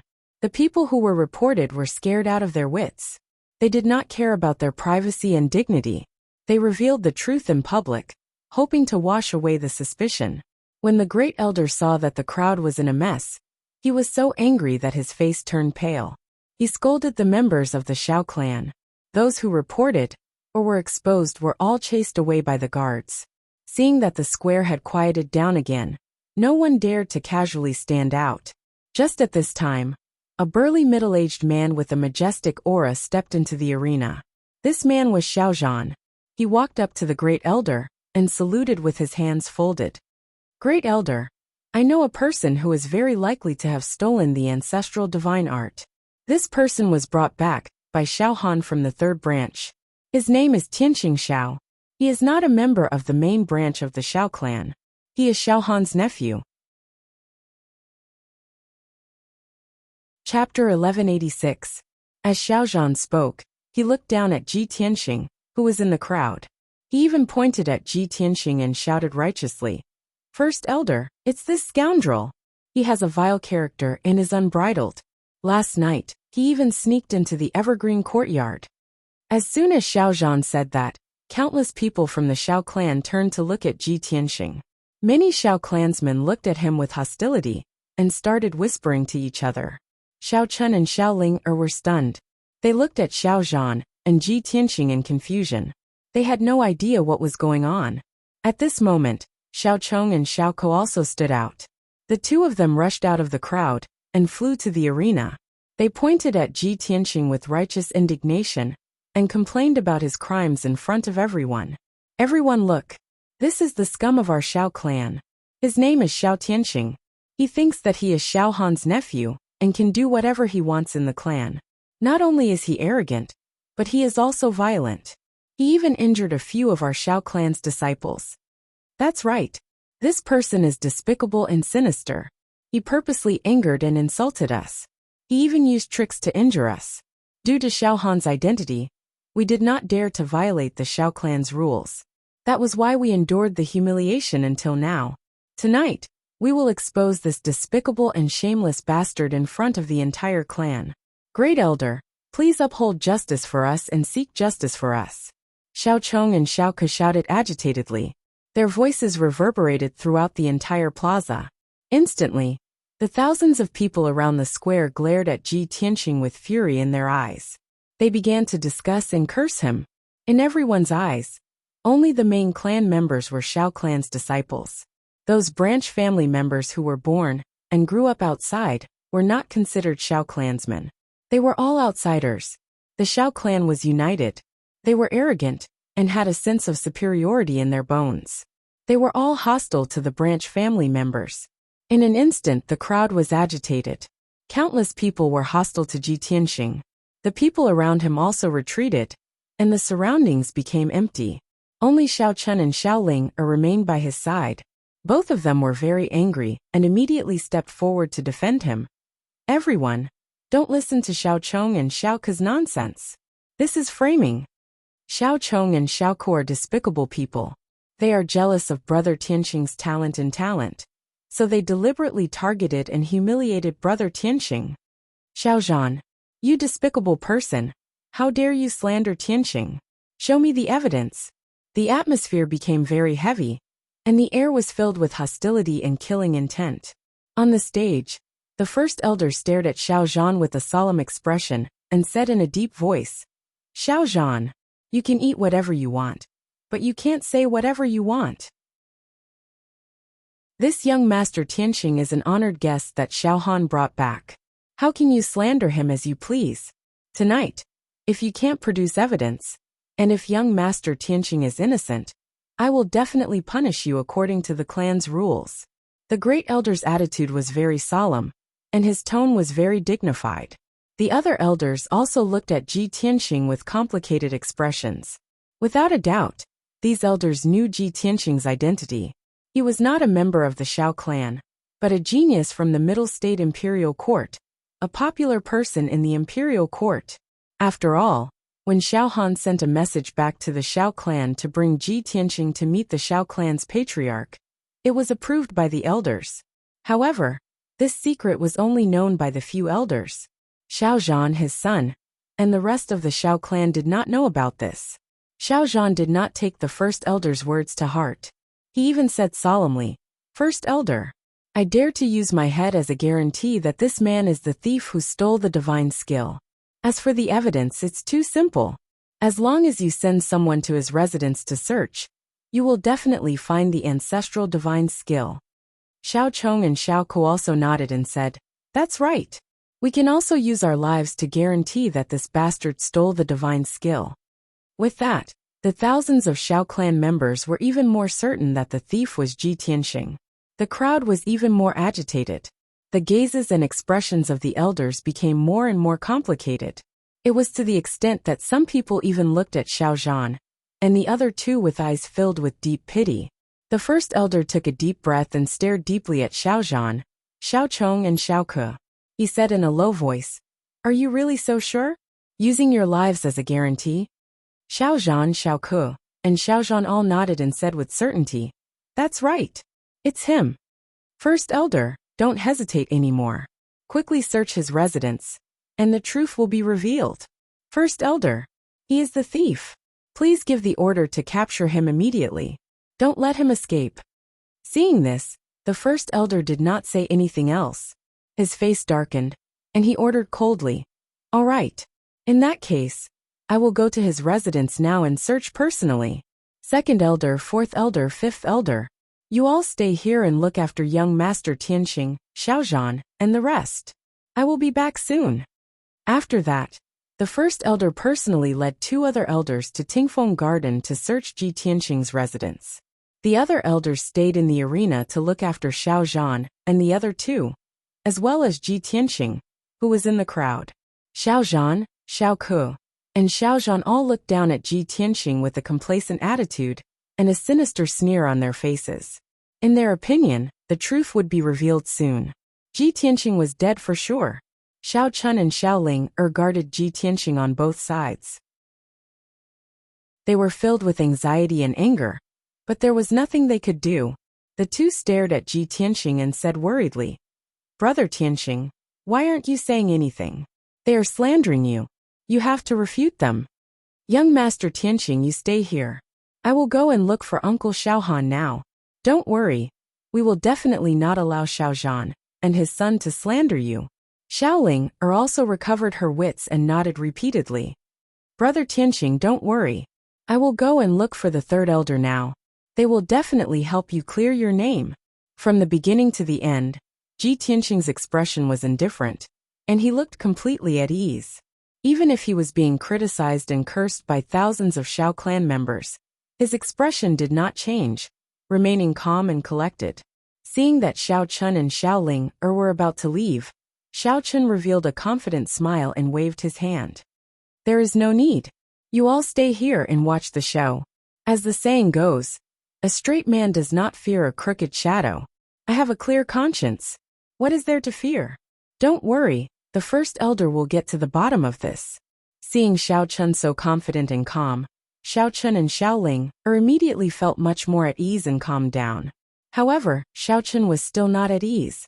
He had Xiao Ling stay behind to accompany Xiao Chun while he went to inform Xiao Han and the third elder. Unknowingly, 15 minutes passed.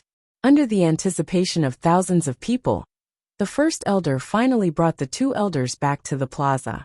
Everyone's gazes gathered on the first elder, waiting for the results. Xiao Zhan quickly went forward and asked expectantly, "First elder, I was right? You found the stolen ancestral divine technique, right?"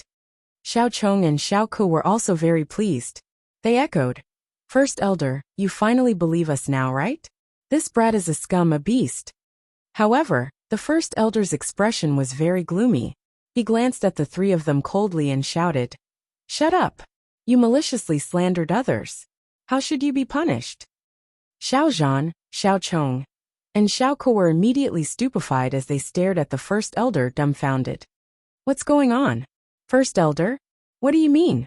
Could it be that you did not find the ancestral divine technique? That's impossible. There must be one. Please check again." Chapter 1187. Xiao Chong and Xiao Ke were confused. They did not know what was going on. Xiao Zhan's reaction was the most intense. After all, he was the one who had placed the box containing the ancestral divine skill in Ji Tianxing's residence. However, the Grand Elder said expressionlessly, "I have searched his residence and did not find the ancestral divine skill." The other two elders also nodded in agreement with the Great Elder's words. "That's right. We have searched Verdant Pine Yard twice." Xiao Zhan, the Grand Elder's sole imprint is on the box. This cannot be wrong. Xiao Zhan was dumbfounded. His eyes were red as he shouted, "This is impossible. The treasure box must be in his residence. Even if it is not in his room, it must be in his infinite space ring." Seeing Xiao Zhan's reaction, the Grand Elder seemed to have understood something. A cold light flashed in his eyes. "Enough. Xiao Zhan, shut the hell up. The three of you maliciously framed others. According to the rules, you will be demoted to servant for 3 years. This matter involves the ancestral divine skill. Your crimes are even more severe. I will demote you to servant for 10 years. When the Great Elder announced this order, the thousands of Xiao clan members in the square broke out into loud discussions and gasps of surprise. "Oh my God! Isn't this punishment too severe? Xiao Zhan, Xiao Chong, and Xiao Ke are the elites and geniuses of our clan. They have high statuses. How can they be demoted to servant? Even if there is a mistake, this is just a misunderstanding. Why is the punishment so severe? 10 years. Xiao Zhan, Xiao Chong, and Xiao Ke also showed expressions of anger. They unwillingly shouted, "No! I don't believe this is true. Grand Elder, please search again. I will bring you there personally." Originally, the three of them had used their lives as a guarantee that Ji Tianxing had stolen the ancestral divine skill.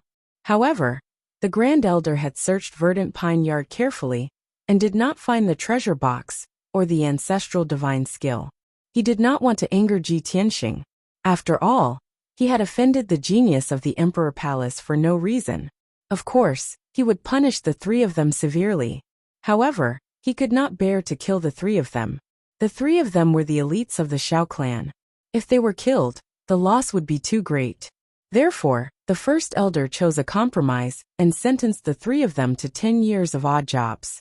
However, the first elder didn't expect that before Ji Tianxing could say anything, Xiao Zhan and the other two wouldn't give up and would continue to pester him.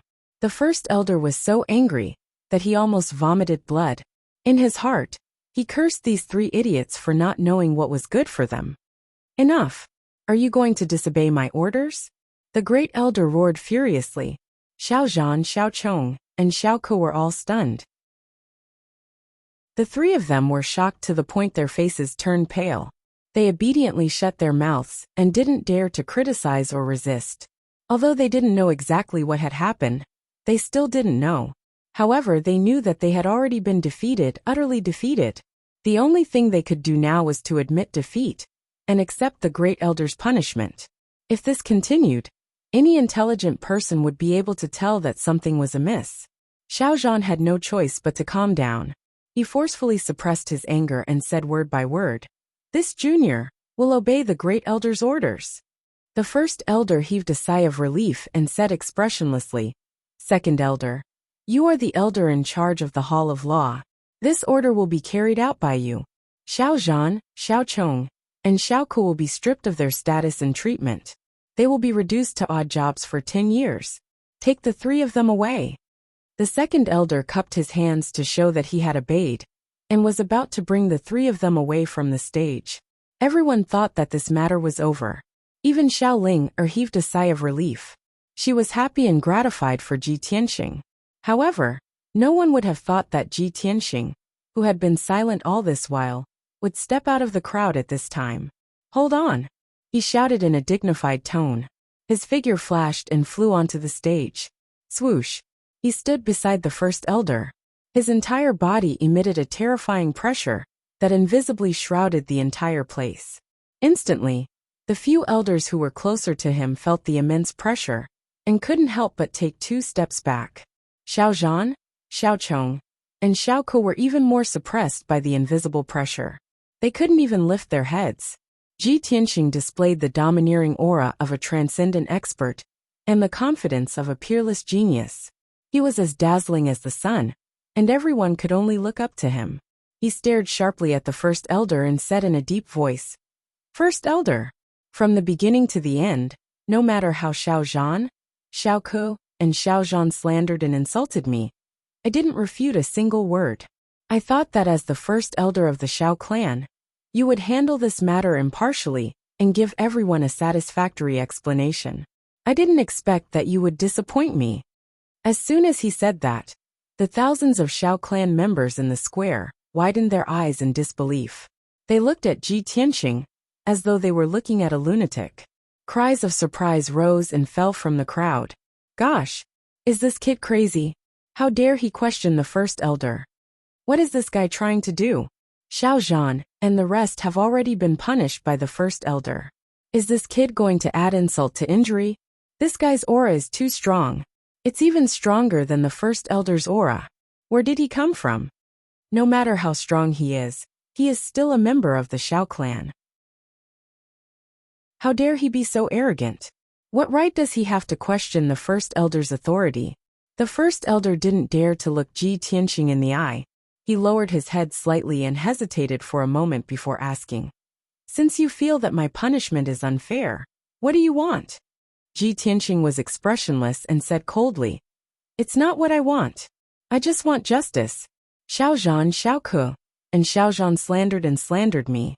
They even used their lives as a guarantee. Since they want to die so badly, they have to die. This is because the traitors who stole the Xiao clan's ancestral divine technique are Xiao Zhan and his son. Xiao Ke and his father are accomplices." Hearing this, everyone was stunned. They widened their eyes in horror and looked at Ji Tianxing in disbelief. Everyone could see that Ji Tianxing wanted to kill Xiao Zhan, Xiao Ke and Xiao Zhan. He had to kill the 3 of them. The first elder frowned and said in a low voice, "Young Master Tianxing, I understand your feelings, but you can't slander them like this. There's no meaning to it." "Slander? Ha ha ha." Ji Tianxing sneered and said in a cold voice, "Then I'll ask the first elder to search the residence of Xiao Zhan and his son.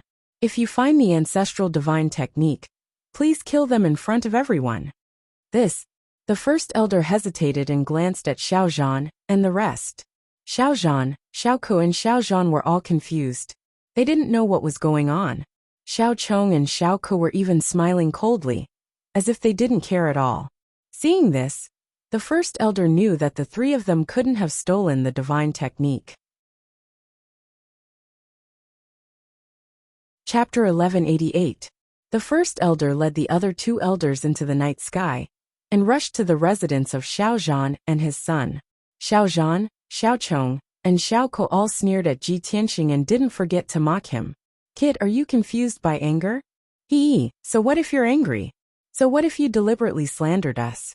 We're magnanimous and have a clear conscience. Tianxing, you slandered us in public. You won't be able to escape punishment later. Ji Tianxing looked at Xiaozhan, Xiaoke, and Xiaozhan expressionlessly. He revealed a pitiful look and said in a mocking tone, "You're going to die tonight. Do you know how you're going to die? You're going to die because of your stupidity." Xiaozhan and the other two were instantly enraged and trembling with anger. "You, kid, you're too arrogant." Ji Tianxing couldn't be bothered with them. He lowered his eyes and waited calmly.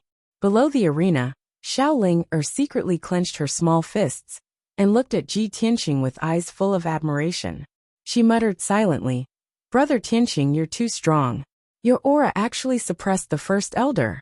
No matter what you do, I'll always believe in you and support you." Not long after, the first elder led the other two elders and flew back to the square as fast as lightning. Swoosh, swoosh, swoosh. When the three of them landed on the arena, Xiaozhan and his son couldn't wait to ask, "First elder, you've already searched, right? How is it? Can you prove that we were slandered?" "Third elder, Xiao Tianxing slandered us in public. His crime is unforgivable. You have to deal with it impartially." However, as soon as the father and son finished speaking, they were greeted by 3 pairs of eyes that were as sharp as swords. The first elder and the other 2 elders all looked at them with cold and murderous gazes. "Shut up, audacious traitor. You're about to die and you still don't know how to repent. Xiaozhan, I really didn't expect you to do such a thing." The angry shouts of the 3 elders resounded throughout the entire square. Everyone was stunned, revealing a puzzled and horrified expression.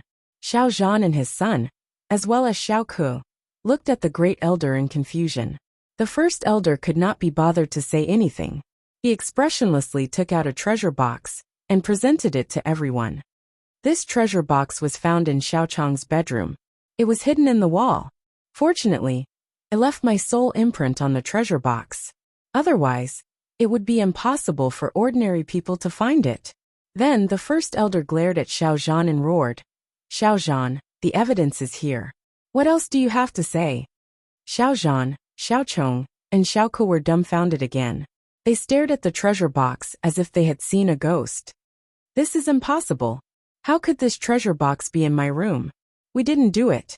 We would never steal the ancestral divine arts. How could this be? What the hell?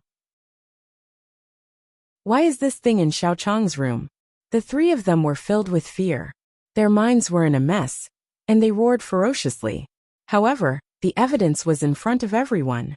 Even if Xiaozhan and his son jumped into the river, they would not be able to clear their names. Thousands of Xiao clan members exclaimed and whispered to each other. They pointed at Xiaozhan and his son and scolded them with disdain. Ji Tianxing didn't waste any more time. He glared at the first elder and shouted, "First elder, it's time for you to fulfill your promise and enforce the family rules. These 3 stole the ancestral divine arts of the Xiao clan. They should be sentenced to death in front of everyone." The first elder hesitated. He softened his tone and said to Ji Tianxing, "Young Master Tianxing, I'm afraid this is not appropriate. Please forgive us." The other elders also began to plead for leniency. "Young Master Tianxing, you are a magnanimous person. Please don't be calculative with these 3 evil creatures." "Young Master Tianxing, this is a misunderstanding. Please calm down and spare their lowly lives." Xiaozhan and his son, Xiaoke, and Xiaozhan were dumbfounded when they saw that the elders were begging for mercy in front of Ji Tianxing. The 3 of them stared at Ji Tianxing with their mouths agape. They felt like their brains weren't enough to comprehend what was going on. The thousands of Xiao clan members in the square were also baffled. They were shocked and confused, and they started discussing again. "What's going on? Why are the elders begging for mercy in front of that kid? It seems like the elders are in awe of that kid. Isn't this too ridiculous? That kid is the junior of the elders." Xiao Ling was also puzzled. She was even more confused. She muttered softly, "Big brother Tianxing, who exactly are you?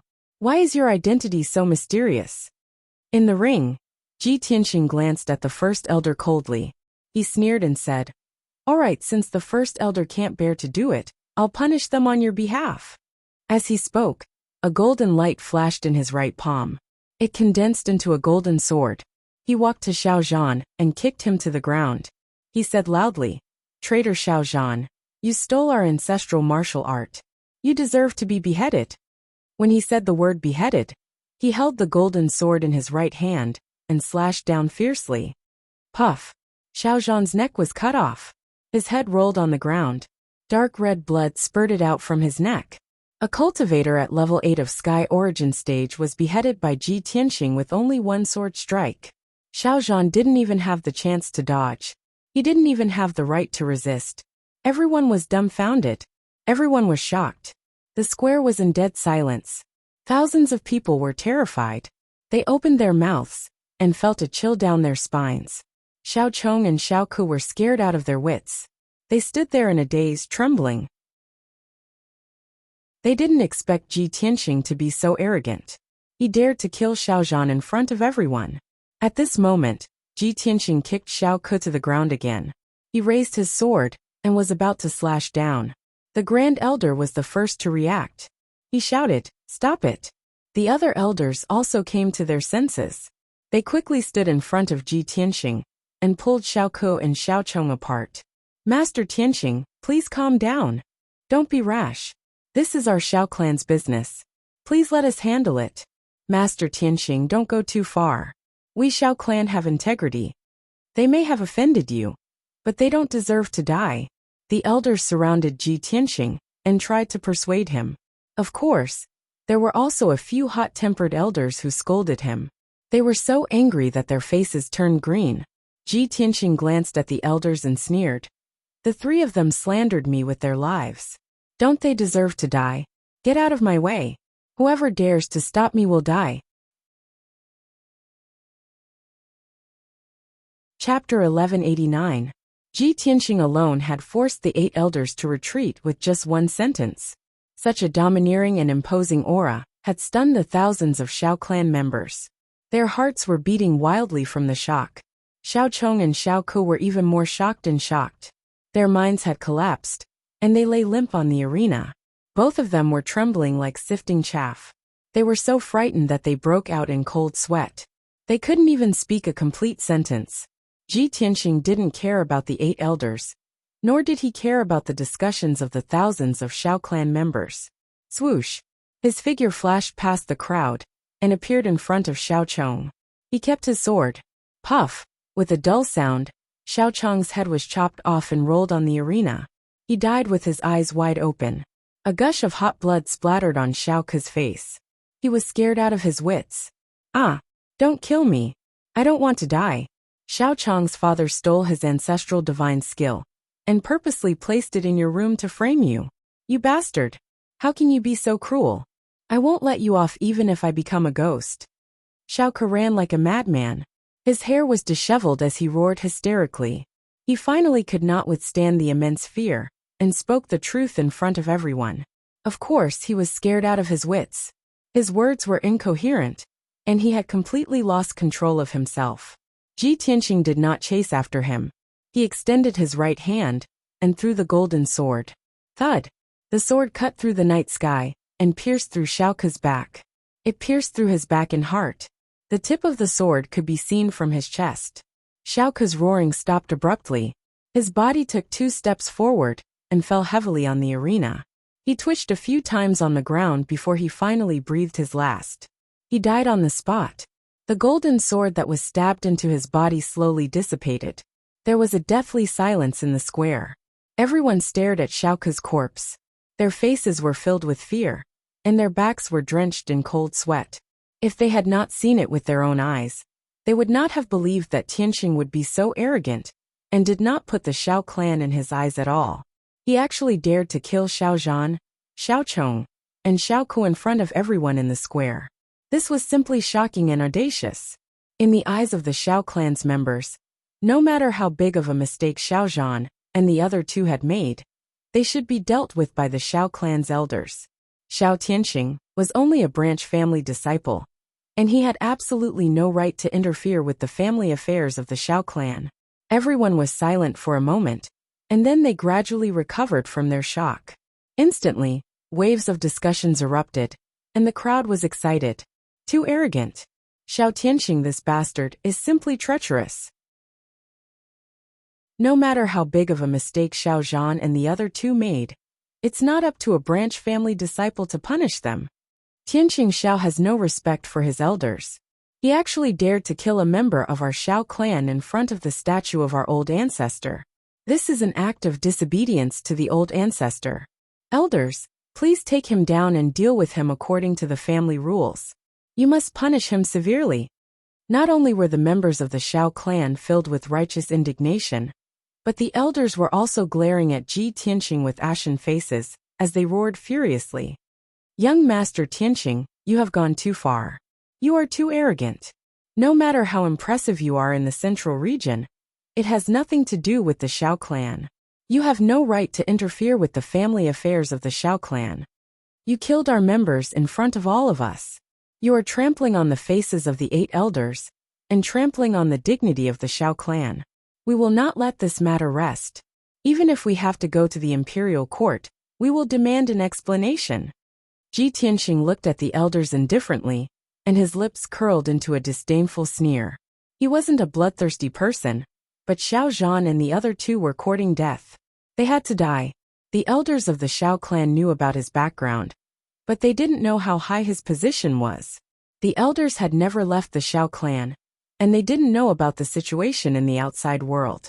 They couldn't imagine how high Ji Tianxing's position was. Of course, they didn't know Ji Tianxing's character either. Just as the elders were filled with anger and surrounded Ji Tianxing, wanting to demand an explanation from him, Ji Tianxing suddenly spoke. A low voice full of majesty suddenly exploded in the night sky. Whoever dares to lay a hand on Tianxing will be the sinner of the Xiao clan.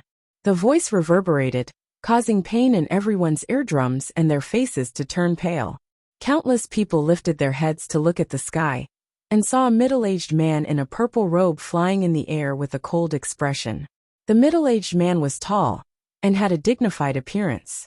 He had a mustache on his chin, and he exuded a dignified and authoritative aura. Most of the thousands of Xiao clan members didn't recognize him. However, the expressions of the 8 elders changed, and their eyes became serious. Xiao Han? Why is he here? Where did he go previously? What does he mean by that? The elders frowned and whispered to each other. In the next moment, Xiao Han flew down from the night sky and landed on the arena. He stood beside Ji Tianxing. He stared coldly at the elders and shouted, "Elders, don't blame me for not reminding you. Whoever dares to lay a hand on Tianxing will be the sinner of the Xiao clan. If anyone dares to disrespect Tianxing again, I won't be courteous to him." Once these words were spoken, the expressions of the elders turned extremely ugly. The thousands of Xiao clan members in the square started to discuss among themselves in shock. Who is this guy? Why is he so arrogant? How dare he scold the elders? He's Xiao Han, the pride of the Xiao clan? Xiao Han? Could he be the Donglin divine general, who left the Xiao clan to guard the East Sea? Gosh, he's Donglin divine general Xiao Han?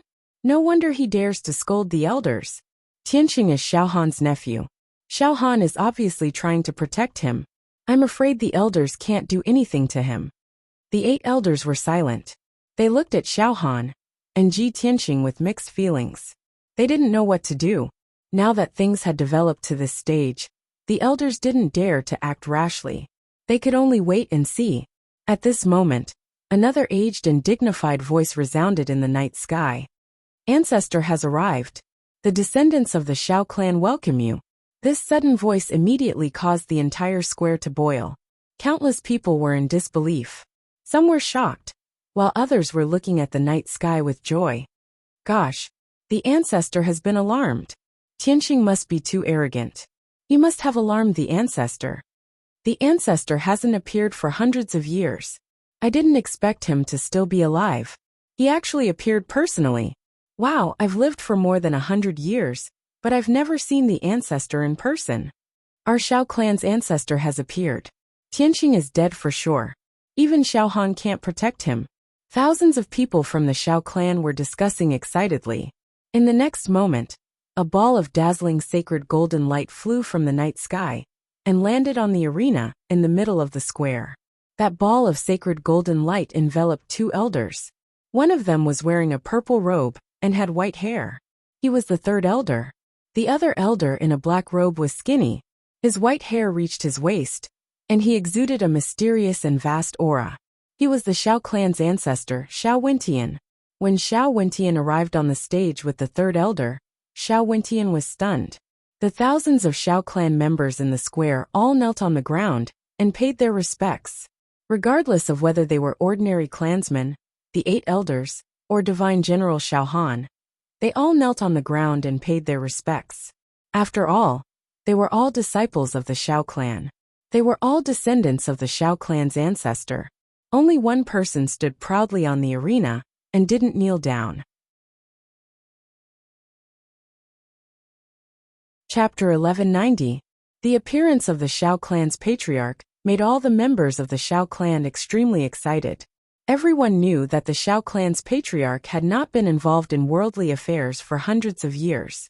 Only a few of the members of the Shao clan had seen the true face of the Shao clan's patriarch. To most of the members of the Shao clan, being able to see the patriarch with their own eyes was the greatest wish and surprise of their lives. In an instant, thousands of people knelt on the ground respectfully and bowed their heads deeply. They welcomed the arrival of the Shao clan's patriarch with the most sincere attitude. Even the Honorable Divine General Shao Han, who had limitless glory in the middle state, was respectful and humble to the Shao clan's patriarch. As such, Ji Tianxing, who was standing proudly on the arena, became the most conspicuous and eye-catching one. Many people glared at him when they saw this scene. They cursed him in their hearts for not knowing the immensity of heaven and earth. He didn't even kneel before the great ancestor. Many members of the Shao clan cursed him in their hearts, hoping that he would be severely punished by the patriarch. However, no one expected the Shao clan's patriarch to not be angry at all when he landed on the arena. Moreover, he even walked to Ji Tianxing and stood in front of Ji Tianxing. He nodded slightly at Ji Tianxing as a sign of respect. Seeing this scene, all the members of the Shao clan were dumbfounded. They were dumbfounded. No one could believe that the Honorable Shao clan's patriarch, who was as powerful as an immortal, would nod at Ji Tianxing as a sign of respect. This was simply too shocking. Countless members of the Shao clan would rather believe that the sun rose from the west than to believe this scene. It was so much so that many people had an absurd thought in their minds. Is this mysterious black-robed old man really our Shao clan's patriarch? Could it be that he's an imposter? This thought flashed across everyone's minds and was quickly thrown to the back of their minds. After all, the black-robed old man's white hair reached his waist. His eyes were as deep as the stars, and he exuded a mysterious and vast aura that was connected to heaven and earth. This was a unique aura that only an extraordinary expert, an elder who had experienced the vicissitudes of life, possessed. The Shao clan's patriarch finally spoke. He looked around, and the first sentence that came out of his mouth stunned everyone in the Shao clan. I believe that at this moment, most people are wondering why this guy named Tianxing doesn't kneel down and greet him. These words clearly resonated with the hearts of thousands of people. Everyone raised their heads and looked at the Shao clan's patriarch. Their eyes were filled with anticipation, as they desperately wanted to know the answer. A playful smile appeared on the wrinkled old face of the Shao clan's patriarch as he calmly announced the answer. Because his surname isn't Shao at all. Our Shao clan is not qualified to have such a monstrous genius. The voice of the Shao clan's patriarch was not loud, but it clearly spread out within a radius of 5 kilometers, allowing everyone to hear it clearly. Suddenly, the thousands of people in the square all showed an expression of sudden realization, exclaiming and discussing. I see. This fellow isn't from our Shao clan. That's why he didn't greet the old ancestor. No wonder this guy is so arrogant. He actually dared to kill Shao Zhan, his son, and Shao Ku in front of our entire tribe. That's not right. This fellow isn't from our Shao clan. What right does he have to enter our Shao clan? This has broken the rules set by the old ancestor. Xiao Ling-er's expression changed as well. Her clear eyes widened, revealing a look of as expected. Just as I expected, Brother Tianqing isn't from our Shao clan. No wonder he's so monstrous. When has our Shao clan ever produced such an outstanding genius?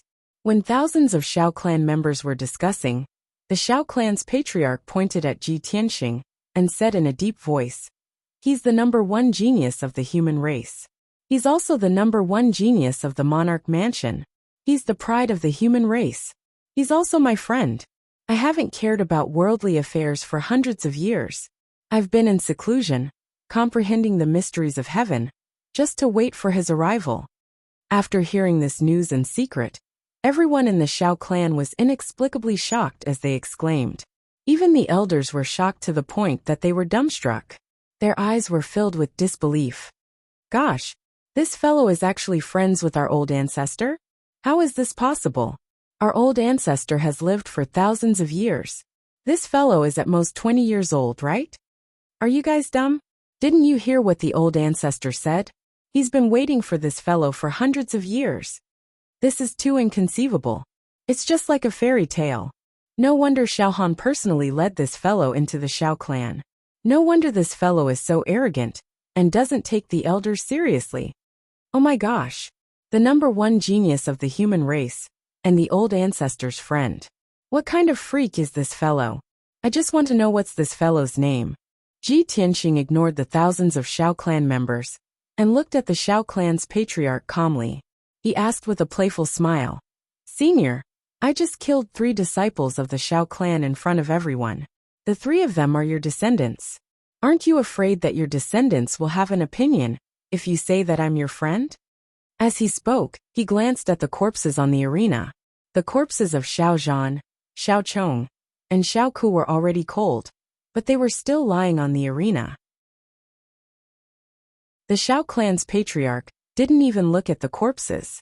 He looked at Ji Tianqing calmly and said, "The huge Shao clan has existed for thousands of years and has many descendants. I have too many descendants. If there aren't 10,000 of them, there are at least 8,000 of them. There are some geniuses and elites among my descendants. Some are righteous, and some are kind and benevolent. However, there are too many people, and it's inevitable that there will be some inferior scum. If they're dead, they're dead. People have to bear the corresponding consequences for their mistakes." The Shao clan's patriarch's tone was very calm. His words revealed a sense of vicissitudes of life. At the same time, his words also put an end to this matter. The 9 elders and thousands of Shao clan members understood that the Shao clan's patriarch didn't care about the deaths of Xiao Zhan and the other 2. After all, the patriarch had tens of thousands of descendants. What kind of blood ties could there be? Xiao Zhan and the other 2 used a despicable scheme to murder Ji Tianqing. They deserved to die. All in all, Xiao Zhan, his son, and Xiao Ke died for nothing. Not only would they not receive the sympathy of the crowd, but they would also be cursed. The thousands of Shao clan members present gradually woke up from their shock. Everyone whispered to each other for a while, and then they basically understood the matter. Xiao Zhan and the other 2 provoked someone they couldn't afford to offend. As for Ji Tianqing's background and why he was friends with the Shao clan's patriarch, it became the biggest suspense and mystery. Everyone racked their brains to guess and reason, but they couldn't think of a reason. The Shao clan's patriarch didn't say much.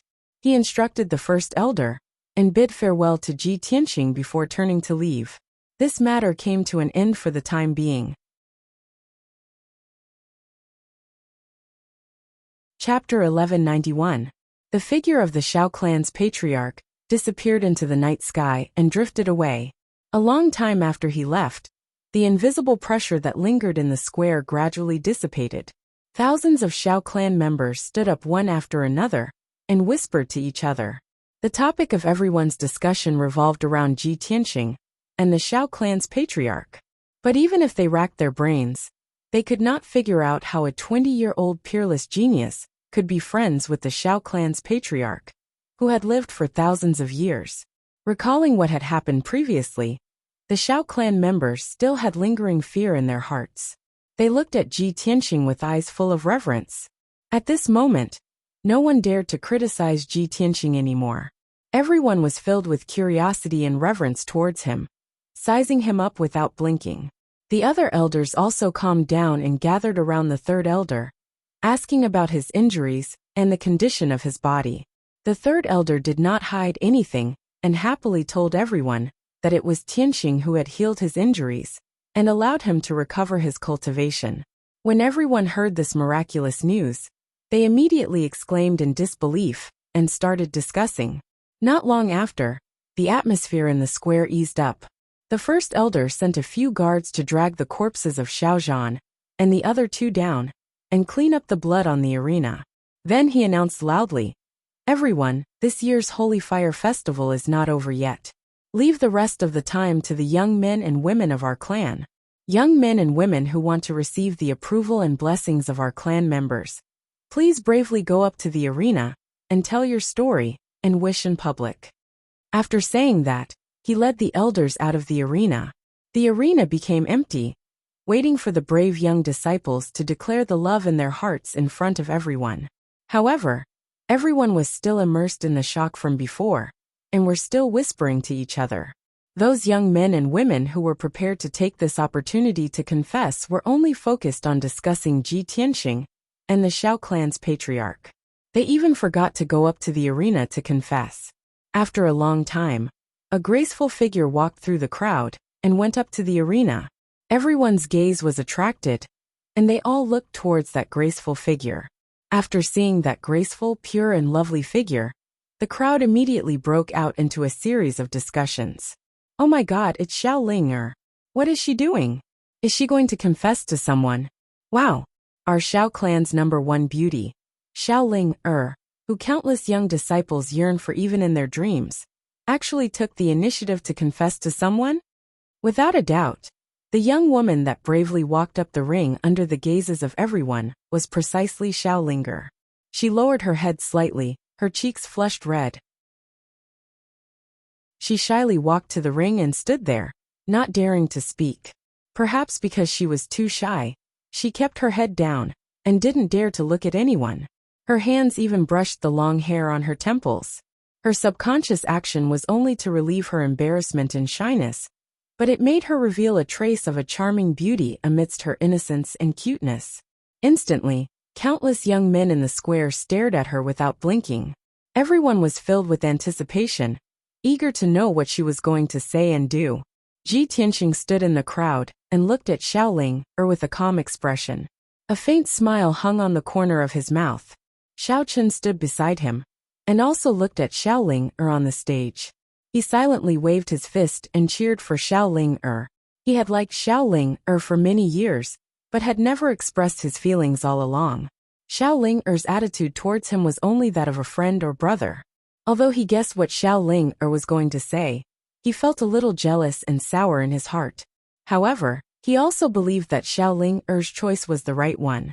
He was willing to support and encourage Xiao Ling. After all, the love rival by his side was too outstanding. She was as dazzling as the stars in the sky, and people could only look up to her. Thinking of this, Xiao Chun tilted his head and looked at Ji Tianxing who was beside him. Finally, when thousands of people were staring at Xiao Ling and the sounds of discussion were getting louder and louder, she finally opened her mouth to speak. She gathered a great deal of courage and bravely raised her head. She looked straight at Ji Tianxing in the crowd and said with a sincere voice, "Brother Tianxing, I don't know if the current me still has the qualifications to call you that. Even now, I still don't know what your real name is, but I have a lot of things to say to you." When her clear, clean, and pleasant voice rang out, the entire square quietened down. Countless people guessed what Xiao Ling was going to say, and looked at Ji Tianxing in unison. Ji Tianxing, who was in the crowd, became the focus of the crowd once again. He was as dazzling as the stars in the sky. Even the 9 elders, Xiao Han, and the others were smiling as they looked at Xiao Ling and Xiao Ling. They were secretly discussing with each other via voice transmission. Xiao Ling took a deep breath and continued, "Brother Tianxing, I have always wanted to leave the Xiao clan. I wanted to see a wider world and see the wonders of the world. This has always been my wish, and it is also the motivation that supports me to train hard in the martial way. Thank you for helping me achieve my wish, for fulfilling my dream. If I didn't meet you, my life wouldn't be so wonderful." After she finished speaking, she looked at Ji Tianqing with a sincere gaze and bowed deeply. Ji Tianqing looked at her with a smile and nodded slightly in greeting. Xiaoling seemed to have received a great encouragement. There were actually traces of tears in her clear eyes. She said emotionally, "Brother Tianqing, before I met you, my life had always been monotonous and dull. It was like a world of black and white. It was only until I met you that my life became colorful. Although we have only known each other for a short period of time, I will always remember your every word, every expression, and every smile in my heart. I know that you will be leaving the Xiao clan soon. You still have very important things to do. You are a world-renowned peerless genius. You are as dazzling as the stars in the sky. Your brilliance makes millions of girls in the world feel ashamed of their inferiority. I am also one of them. However, the Holy Fire Festival is our Xiao clan's grandest celebration. If I don't say the words in my heart tonight, I will regret it for the rest of my life. I don't want to leave behind any regrets. Therefore I want to say, Brother Tianqing, I like you. No matter how outstanding you are, I will work even harder to catch up with you and get closer to you." Xiaoling mustered up a great deal of courage before she said the words that were hidden in her heart. This moment was the boldest and bravest moment in her life. When she said these words, her face turned red all the way to her neck. Her heart almost stopped beating. She was so embarrassed that she found it hard to breathe. These sincere and touching words had exhausted all her strength. After she finished speaking, she couldn't help but lower her head.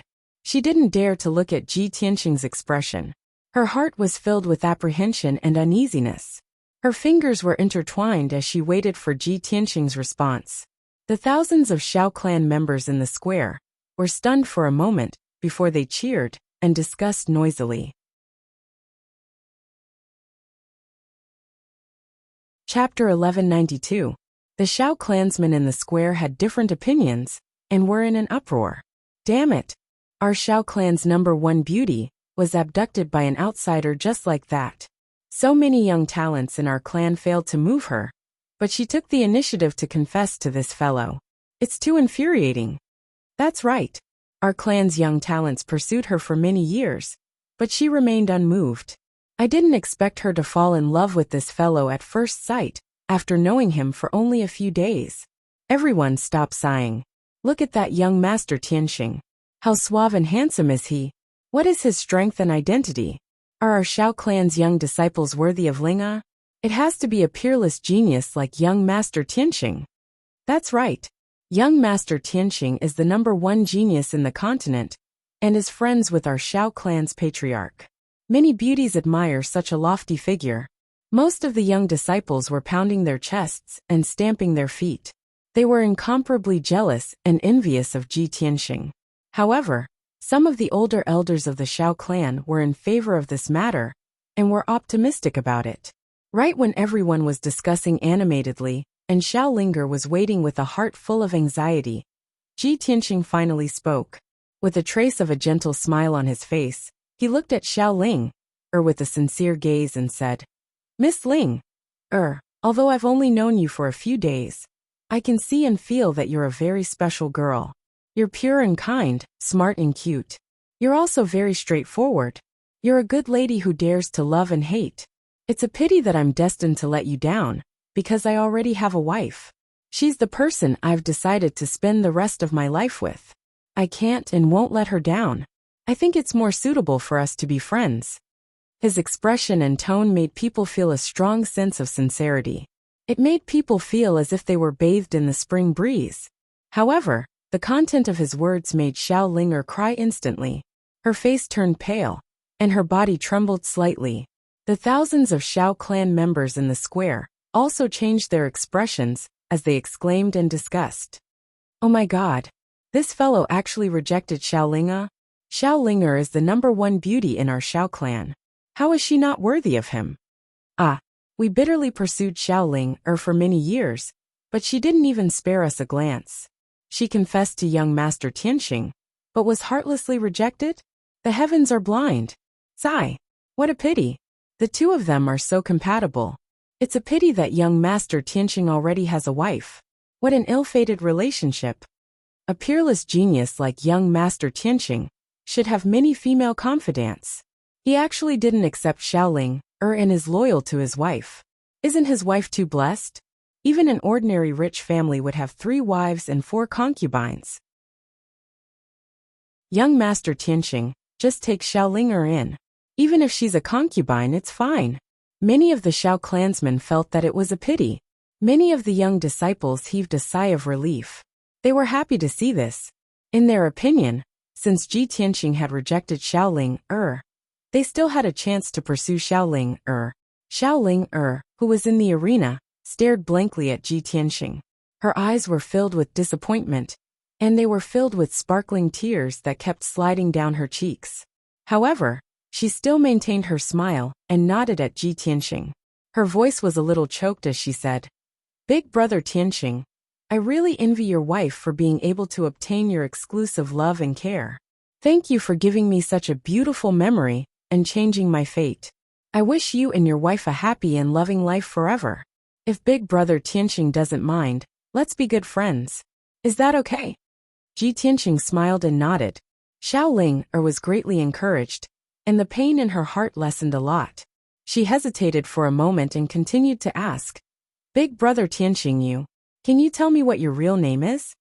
Ji Tianqing. Ji Tianqing said these 3 words word by word. After saying that, he turned around, stepped over the crowd, and flew into the night sky, drifting far away. Xiaoling stood on the arena and looked up at his departing figure. She muttered, "Ji Tian. All right. I will remember this name forever. Thank you." After a while, she recovered her senses and quickly wiped the tears off her pretty face. Then, she quickly left the plaza. Only a few thousand Xiao clan members remained, still surrounding the plaza, unwilling to leave. They were still discussing. Unknowingly, a night passed. This night was not peaceful. Many things happened. It could be said that there were many twists and turns, ups and downs. Ji Tianqing's name spread throughout the Xiao clan. Everyone knew about him.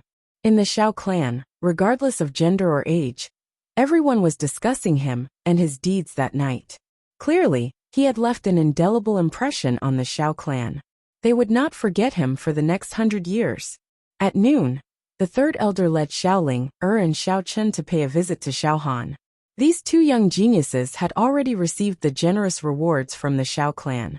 Next, they would leave the Xiao clan with Xiaohan and head to the vast and bustling central province to start a new chapter in their lives.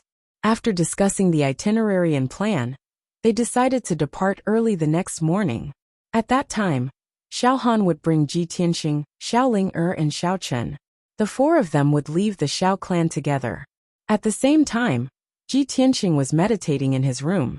A dazzling spiritual light suddenly descended from the sky and flew in front of him at the speed of light. Swoosh! This dazzling white light wrapped around a jade slip. It was the communication jade slip that he had left for Yun Yao. "Yao Yao sent me a message? Did something happen?" Ji Tianqing raised his eyebrows, and a trace of doubt appeared in his eyes. He reached out to pick up the communication jade slip and inserted his spiritual energy into it. Immediately he saw an image. In the image was a secret room with dim light. Yun Yao was wearing a silver-white dress and sitting in the middle of the room. Her appearance was still beautiful, and her aura was even more sacred and noble. She was surrounded by the surging aura of a transcendent expert. There was a hint of a smile in her eyes, and she was a little emotional. She said in a gratified tone, "Tianqing, I have good news to tell you. I have successfully broken through the shackles and reached the soul-tempering realm. The pearl in my mind previously made me change a lot. After I broke through to the soul-tempering realm, I felt the uniqueness of the pearl.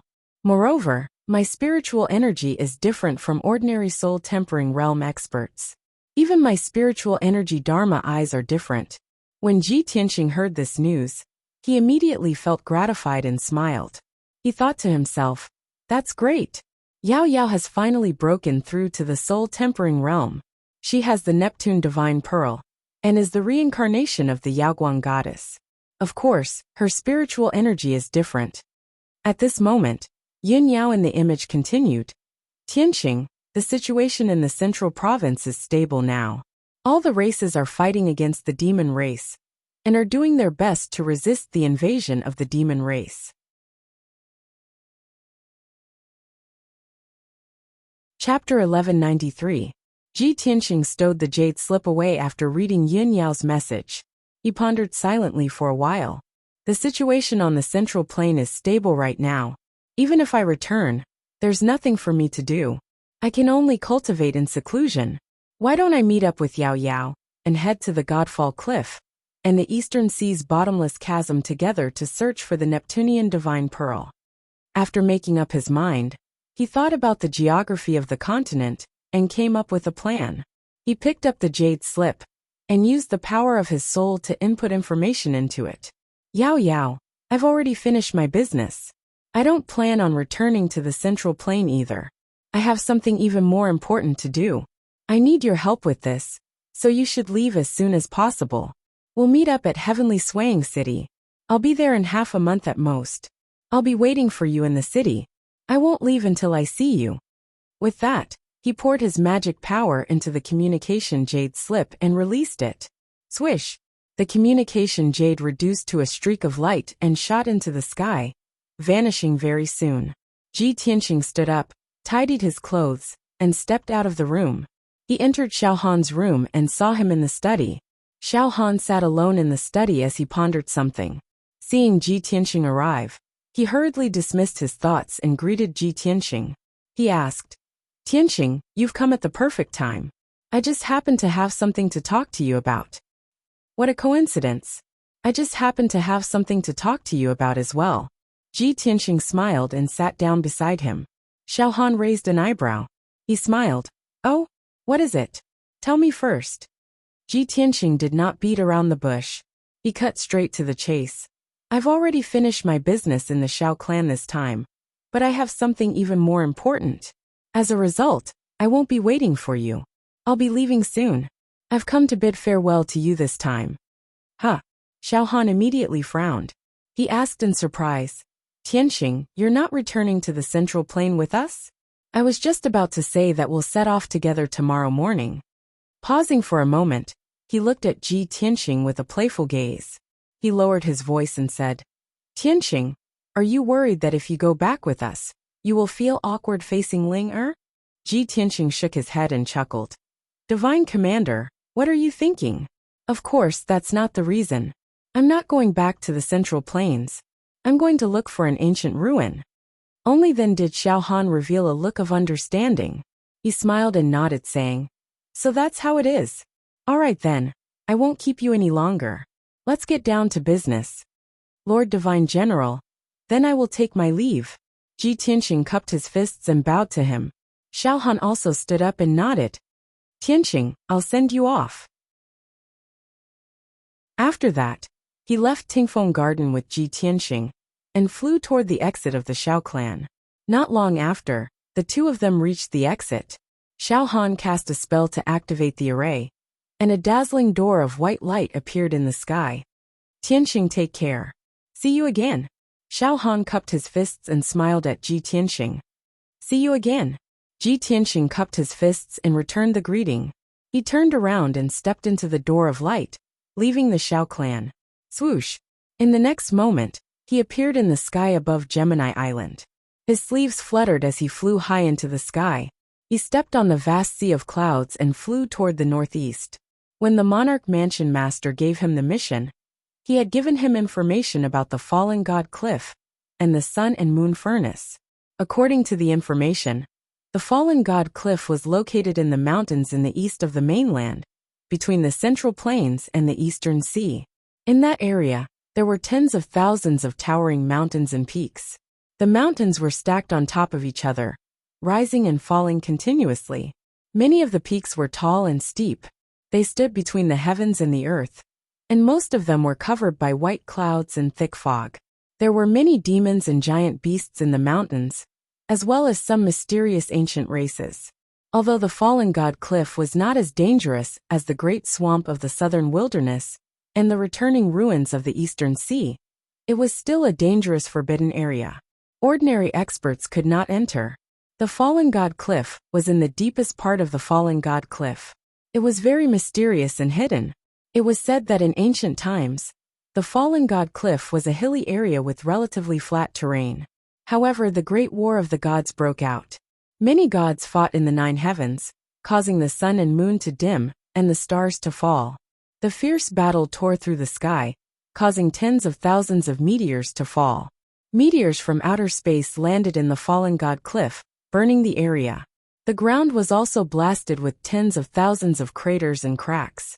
From then on, the area became a mountain range with valleys and abysses everywhere.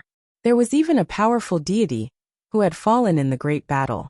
The fragments of the god's body and divine artifact fell below a tall mountain like meteors. That was how the name Fallen God Cliff came about.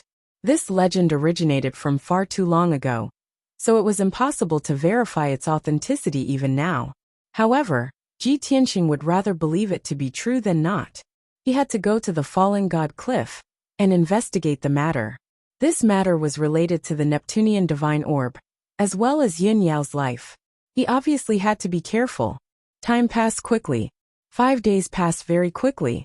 On the morning of the 6th day, Ji Tianxing left the great swamp of the southern wilderness. He continued towards the northeast, heading straight for Heavenly Swaying City.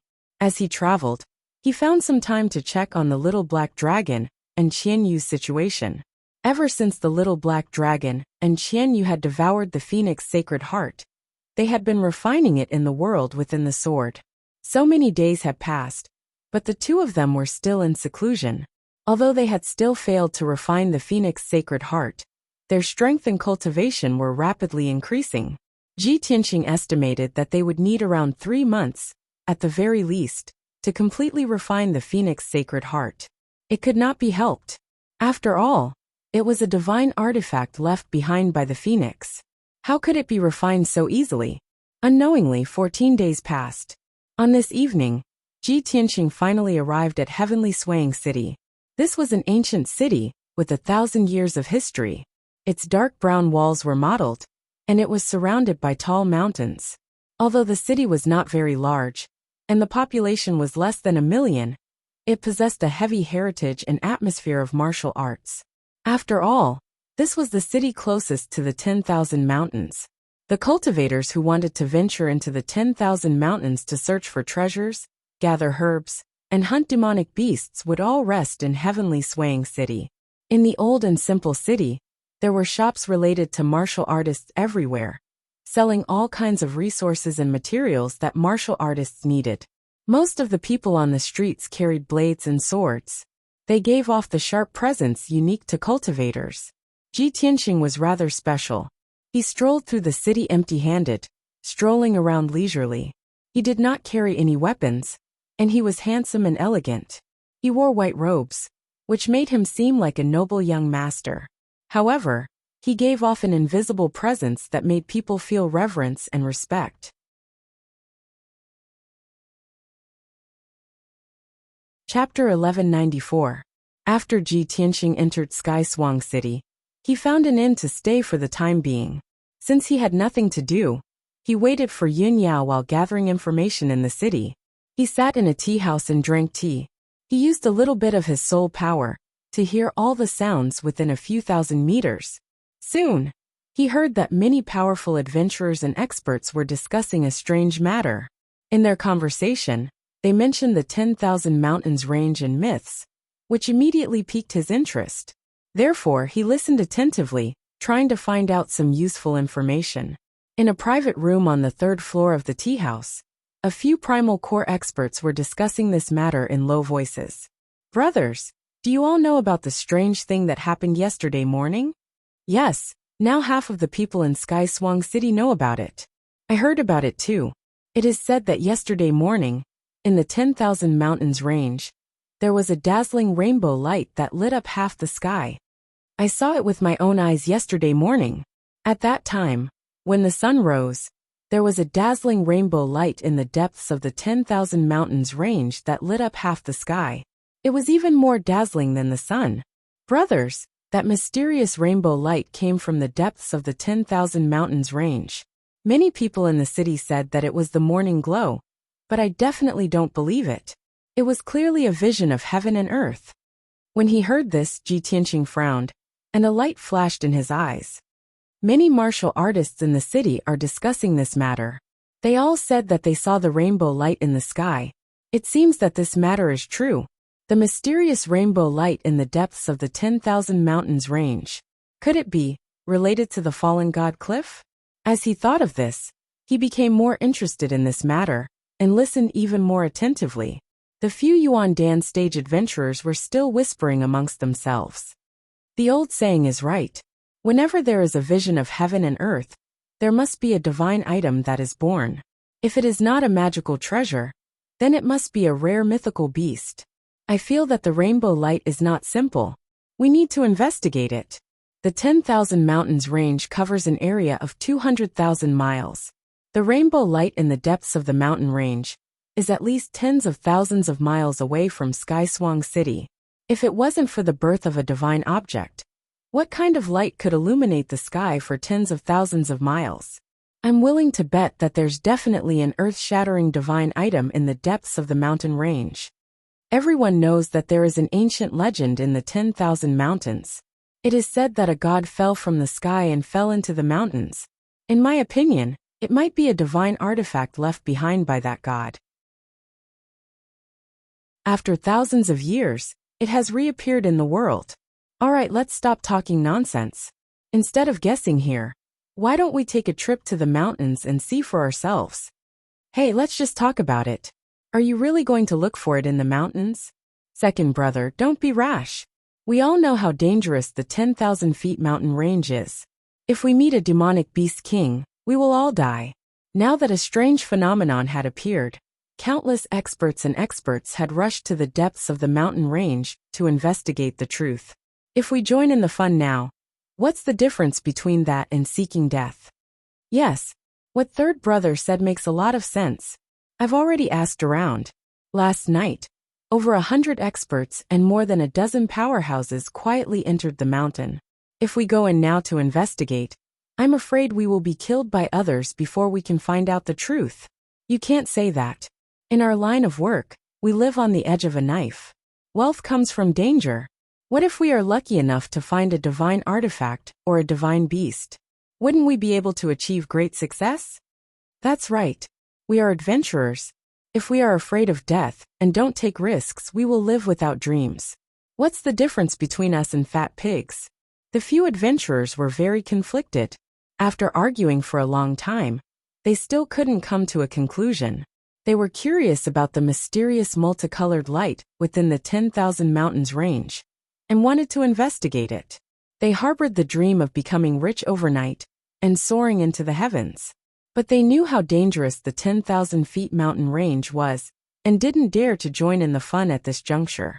Ji Tianqing listened for a while and retracted his soul strength. He picked up the teacup and took a sip of the spiritual tea. His lips curled into a faint smile. A mysterious light has appeared in the 10,000 feet mountain range, illuminating the sky for tens of thousands of miles. It is earth-shattering and extraordinary. Many experts and powerhouses have rushed to the depths of the mountain range to investigate the truth. Coincidentally, I encountered this incident. Interesting, he muttered to himself. Even if this didn't happen, I would still go to the depths of the 10,000 feet mountain range to look for the legendary fallen god cliff. Now that there is a heaven and earth vision, all the more I have to investigate it. However, he had already made up his mind to investigate the situation. He wasn't in a hurry. He had to wait for Yin Yao to arrive at Skyswang City so that they could meet up and enter the mountain range together. Even if the heaven and earth vision had alerted countless experts and powerhouses, everyone had already entered the 10,000 feet mountain range. He wasn't worried. To be able to cause such a majestic heaven and earth vision, it was definitely not an ordinary treasure. It could very well be a divine artifact or dharma treasure. If any random person could obtain such a treasure, it wouldn't be called a divine artifact. Only a true powerhouse would be able to obtain such a great opportunity. Ji Tianqing returned to the inn and meditated in his room for the entire night. The next morning, when the sky had just turned bright, he ended his cultivation. A tinge of orange appeared in the sky. The sun was about to rise. Just then, in the sky above the 10,000 feet mountain range, a dazzling five-colored light suddenly appeared. The dazzling light that was reflected in the sky covered half of the sky, causing the sun and the blue sky to lose their color. The dazzling seven-colored light rippled in the sky like water waves, revealing a vast and mysterious aura. This scene lasted for a full 10 breaths before it gradually faded and disappeared. Ji Tianxing witnessed this scene with his own eyes. Instantly he raised his eyebrows, and his eyes were filled with shock. There is indeed a seven-colored light that lit up the 10,000 feet mountain range. It covered half of the sky, at least tens of thousands of miles. The rumors in the city are indeed true. Such a dazzling and majestic heaven and earth vision is even more majestic than what everyone said. That seven-colored light must be the release of extremely dense heaven and earth spiritual qi to form such a scene. Only divine artifacts and magical treasures, or heavenly materials and earthly treasures of the same grade, can contain such terrifying spiritual energy. After seeing the seven-colored light with his own eyes, he was even more certain that a rare treasure had appeared in the 10,000 feet mountain range.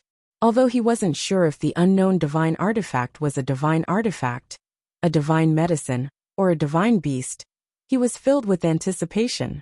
He just wanted to enter the 10,000 feet mountain range as soon as possible and investigate the truth.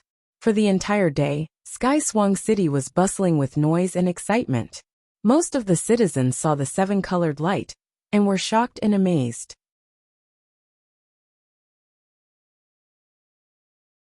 Chapter 1195. Ji Tianxing waited patiently for 2 days. Only on the evening of the third day did Yin Yao arrive in Heavenly Swaying City.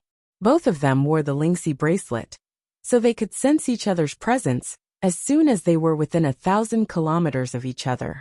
As a result, there was no need for them to communicate. They found each other very quickly. The two of them met in the square in the city. They smiled as they stared at each other gently. Today, Yunyao was still wearing a long white dress. Her waist-length black hair hung down to her waist, and a jade hairpin was inserted into her hair bun. Even though she had traveled all the way here, she seemed exhausted and travel-worn. However, this was still unable to hide her great beauty and her sacred noble bearing. Ji Tianxing studied her before extending his arms and pulling her into his embrace. He said gently, "Yao Yao, it's been a tiring journey. I've made you suffer." Yin Yao hugged him tightly as well. She shook her head gently. "It's not tiring at all. Instead, it's able to train my powers and help me consolidate my foundation as a martial artist." Ji Tianxing smiled. "You've changed a lot in over a month. You've become much prettier." Yin Yao's heart warmed. She rolled her eyes at him in a coquettish manner and said softly, "What a glib tongue." Ji Tianxing smiled and pulled her into the inn. As he walked, he said to her, "Yao Yao, you've traveled for half a month. You've used up a lot of your powers. Tonight you should rest in the city. We'll leave after you've recharged your strength." Yin Yao nodded in agreement. Afterwards she asked, "Tianxing, why are we meeting up here? Previously, you said in the communication jade slip that you wanted to do something very important and needed my cooperation. What is it?"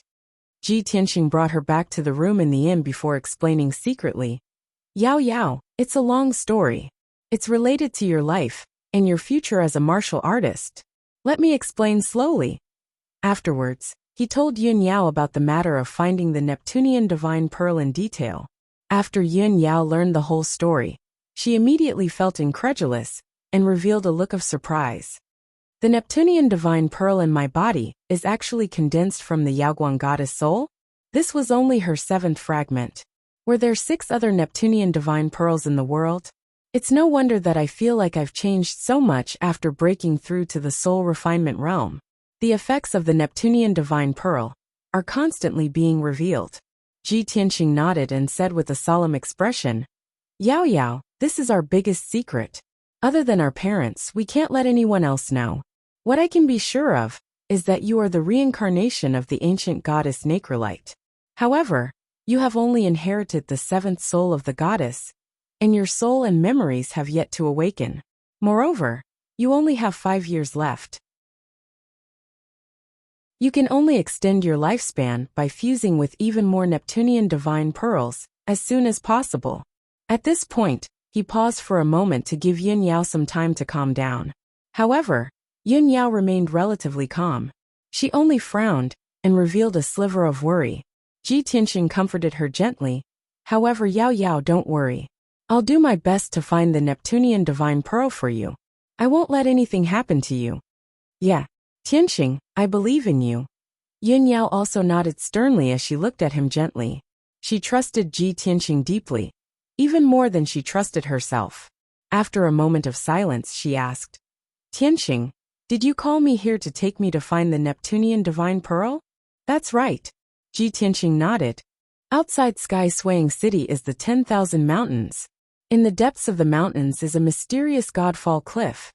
He told Yun Yao about the legends of the Godfall Cliff and the resplendent glow he had personally witnessed.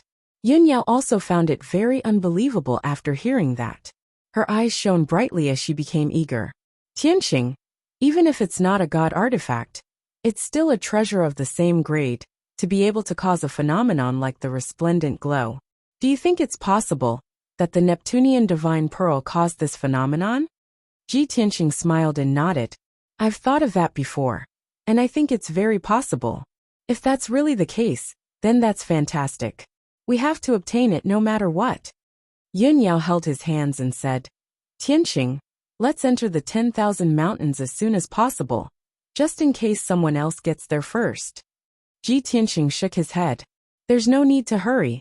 The people who have entered the 10,000 mountains first are all origin core cultivators. Only a few of them are at the heaven's origin realm. With their strength, it's impossible for them to obtain the Neptunian divine pearl. They might not even be able to find it. The matter at hand is for you to meditate and recover your strength. We'll set off tomorrow morning. All right, we'll do as you say. Yun Yao nodded in agreement without hesitation. After that, she consumed a few soul-grade pills and sat cross-legged on the bed to recover her strength. Ji Tianxing sat down beside her. As he closed his eyes and rested, he silently nurtured the strength of his spirit. The night passed without a word. The next morning, the two of them left Sky Swaying City together and flew into the 10,000 mountains. As soon as they entered the mountains, they saw that the mountains were shrouded in clouds and mist. There were straight and steep mountains everywhere. The mountains were like huge stone pillars or swords. They stood on the ground and pointed straight at the sky. Fortunately, the mountains were not bare. They were covered in trees, flowers, and vines. Many demonic beasts were active in the mountains. There were even birds flying in flocks. Ji Tianxing and Yun Yao were both at the soul-tempering realm. They radiated with invisible soul power. The weaker demonic beasts did not dare to get close to them, no matter how many of them there were. They were intimidated by their auras. The two of them flew deep into the mountains. Along the way, they saw many martial artists. Those martial artists were from Sky Swaying City. They risked their lives to enter the 10,000 mountains in order to find out the secret of the 10,000 miles sunset glow. Many of them were unlucky. They were attacked by a large group of demonic beasts. They were torn into pieces and died in the mountains. Some of them who were lucky enough to escape were severely injured. They retreated from the 10,000 mountains and fled back to Sky Swaying City. Only the Sky Origin Realm elites were qualified to enter the mountains to search for the traces of the divine item. Ji Tianxing and Yun Yao flew for about 50,000 miles before they gradually slowed down. They were already in the depths of the 10,000 mountains. The surrounding mountains were even more steep. There were abysses and canyons everywhere. It was very dangerous. Origin core demonic beasts appeared frequently. There were even Sky Origin Realm demon kings. Even Sky Origin Realm elites had to be careful. They had to be careful. Otherwise, they might lose their lives. Ji Tianxing and Yun Yao released invisible soul power to cover the surrounding mountains and valleys. They searched carefully.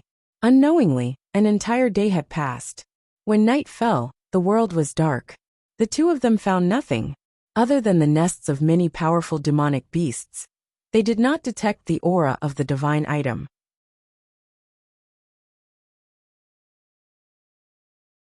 Chapter 1196. The pillar of light that suddenly lit up was formed by the condensation of dazzling multicolored light. Half of the night sky was illuminated. Even the stars and the moon in the sky lost their colors. Although the pillar of light only appeared for a moment, it soon faded away.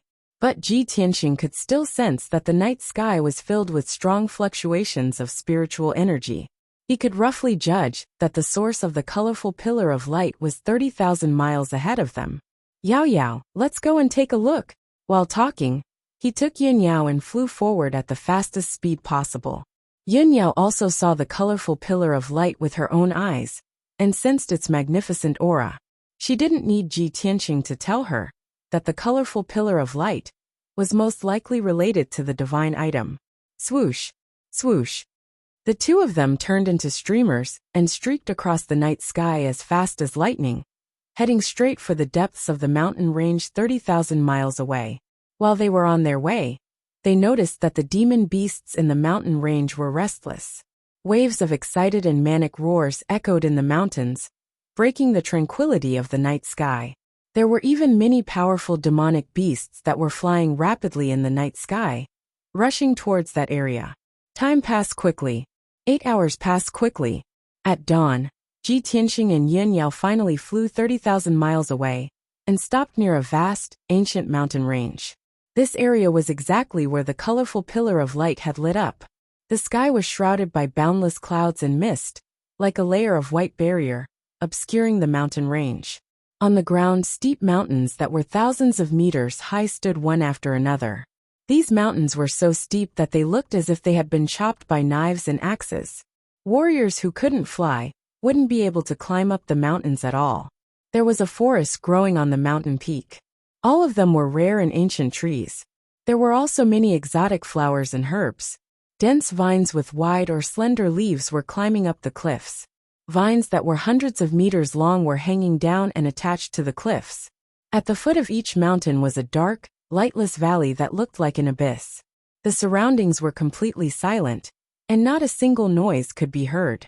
There were no roars of beasts or insects. Even the sound of wind couldn't be heard. It was eerily quiet. This place seemed to be isolated from the rest of the world. No one had set foot here for thousands of years. Everything was preserved in the most primitive style. Ji Tianxing and Yin Yao stood in the air and looked around. They talked to each other, using their divine souls. Yao Yao, this is the deepest and most dangerous area of the 10,000 mountains. Although it's quiet here, I can sense that great dangers are lurking everywhere. We must be careful. Yin Yao nodded and said, Tianxing, although you have determined that the origin of the 10,000 miles sunglow is here, this is only a preliminary guess. This area is too vast. We have to split up to find the source of the multicolored light faster. Ji Tianxing frowned. He said rather worriedly, that might not be appropriate. This place is too dangerous. We don't even know what dangers there are. I don't feel safe splitting up. Yin Yao looked at him firmly and comforted him. Tianxing, don't worry about me. I just want to gain some experience, so it makes sense for me to take risks. Moreover, I'm extremely sensitive to the presence of Neptunian divine pearls. If there really is a Neptunian divine pearl hidden here, I'll definitely be able to find it very quickly. Ji Tianxing only nodded after a moment of consideration. That works too. Be careful. If anything happens, contact me immediately. With that, the two of them split up. One of them flew to the south, while the other flew to the north. Both of them slowed down. As they flew through the air, they released the power of their souls to investigate the surroundings. They began a carpet search. Very soon an hour passed. The two of them had searched over 1,000 kilometers. They were getting further and further away. Ji Tianxing did not come across any danger, but he did not gain anything either. He did not find any clues. However, at this moment, Yin Yao ran into trouble. When she flew past a mountain peak that was as straight as a sword, two huge and ferocious birds suddenly flew out of a cave in the cliff. These two birds were pitch black in color and were 100 meters long. They had 2 heads and 4 wings. They looked a little like eagles, but their eyes were fiery red. Flames surged in their eyes. Flames also surged between their claws. These 2 Demon King level beasts were called spirit fire vultures. They were as strong as experts in the 8th tier of the heaven origin stage. Whoosh! Whoosh! The spirit fire vultures were extremely fast. When they flew out of the cave, they turned into 2 black shadows. They charged at Yun Yao from the left and right, attacking her. They stretched out their hook-like beaks and opened their blade-like claws. They clawed at Yun Yao with unparalleled power. Yun Yao had been vigilant. When the 2 spirit fire vultures suddenly attacked, she immediately realized the danger. She did not hesitate at all. Almost subconsciously she retreated. A silver light flashed in her palm, and the cold moon sword appeared. Vast and mighty spiritual power was injected into the cold moon sword. Suddenly, the sword lit up with silver moonlight and released a cold breath. Essence of the moon, she shouted in a low voice. She waved the cold moon sword in her hand and slashed out 100-meter-long crescent-shaped arc light. Swoosh!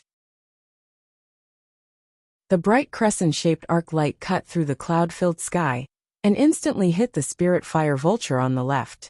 With a muffled bang, the spirit fire vulture was slashed and flew out. It crashed into the towering mountain peak, splashing rocks all over the sky. A long and narrow wound appeared on its chest, revealing the white bones. Dark red blood spurted out like a fountain and sprinkled in the sky. Yun Yao only used one move to severely injure the spirit fire vulture. It screamed in anger and pain. At the same time, the spirit fire vulture on the right swooped in front of Yun Yao. Its huge claws covered her head and were about to tear her to pieces. At the critical moment, she did not hesitate to use her divine soul Dharma Eye and blasted it at the spirit fire vulture. After she broke through to the first level of the soul refining realm, what she condensed was not a divine soul Dharma Eye, but a bright silver ball of light. It was like a star that had shrunk countless times. Its light was dazzling, and it emitted an extremely cold breath. Yin Yao called it the star Dharma Eye. Bang! With a muffled bang, the house-sized star Dharma Eye hit the spirit fire vulture and sent it flying. This spirit fire vulture's fate was even worse. A huge bloody hole was blasted in its chest by the star Dharma Eye. Its neck was also shattered. It only had its head left. Blood flowed from all over its body. Countless feathers burst out and fell from the sky. It also screamed and flew back. It crashed into the mountain peak, splashing dirt and stones everywhere. The dangerous mountain peak, which was thousands of meters high, also shook violently. A large part of it collapsed and was on the verge of collapse.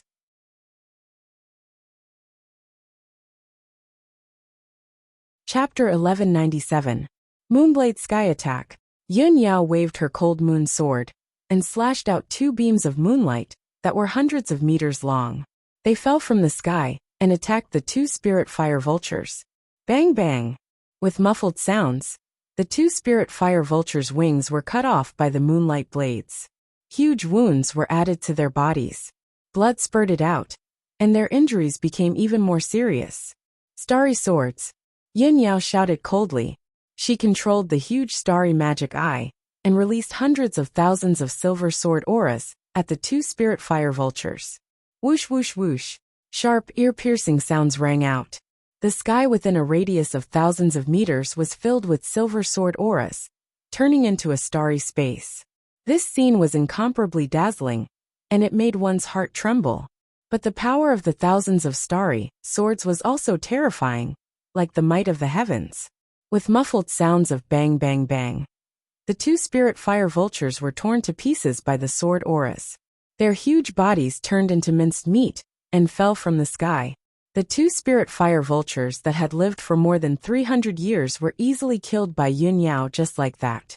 She controlled the starry magic eye and released a powerful ultimate move without consuming much dermic power.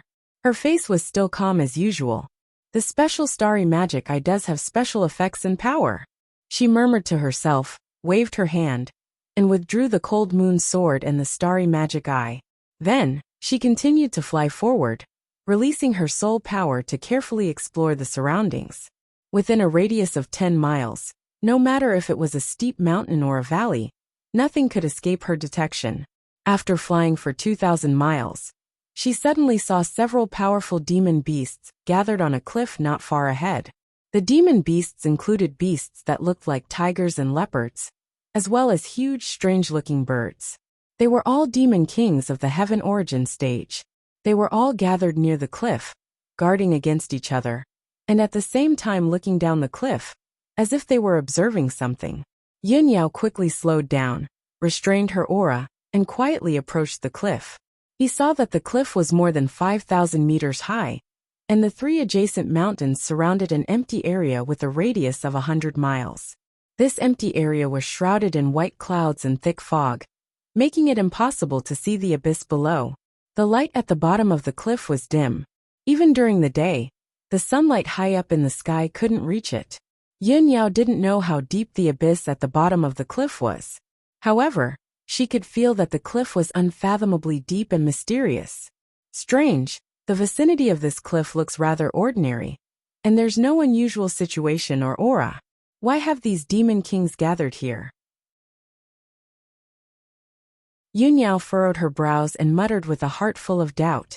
She vaguely felt that there might be some unknown secret hidden under this cliff. After all, the monster kings who lived in the 10,000 feet mountain range were more sensitive. They would not gather here for no reason. She quietly flew near the mysterious cliff and hid in the sea of clouds, quietly observing. He saw that the cliff was very steep, as if it had been cut off by a sword. It was straight and steep. Although the bottom of the cliff was shrouded in white clouds and thick fog, there were occasional colorful lights that tore through the thick fog and reflected in the sky.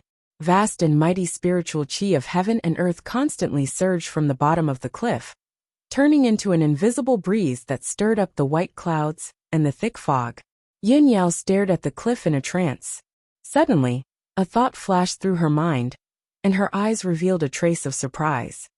I understand now. This is most likely the legendary falling god cliff. The colorful lights that lit up half the sky earlier most likely came from here. No wonder these demon beasts gathered here. They must have sensed the aura of the divine item long ago. Thinking of this, she quickly took out her communication jade slip and sent a message to Ji Tianxing. Swoosh! The communication jade simplified into a beam of light and quickly drilled into the sky, disappearing immediately. Although the beam of light disappeared in a flash, its movement was very weak. However, the 7 demon beasts near the cliff were all powerful demon kings, and they had been tense all this time. They were immediately alarmed and turned their heads to look at the place where Yun Yao was hiding. Woo! Woo! Woo! Woo! Woo! Woo! Instantly, the 7 demon kings' hair stood on end. They stared at Yun Yao fiercely and let out low and dangerous roars. The original tranquility was broken. The 7 demon kings instantly found a common enemy. They spread out and slowly approached Yun Yao, about to attack her from all sides. Yun Yao remained calm and collected. She slowly drew out the cold moon sword and stared at the demon kings warily. She made a sword gesture with her left hand and held the cold moon sword with her right hand. A star dharma eye was floating behind her. An invisible, vast god soul power quietly spread out in all directions, intimidating the 7 monster kings.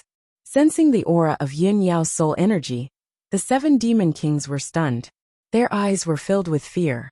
Even demon beasts that had reached the level of demon king had the corresponding intelligence and distinguishing ability. Of course, they knew that Yun Yao was terrifyingly powerful. She was not someone they could defeat.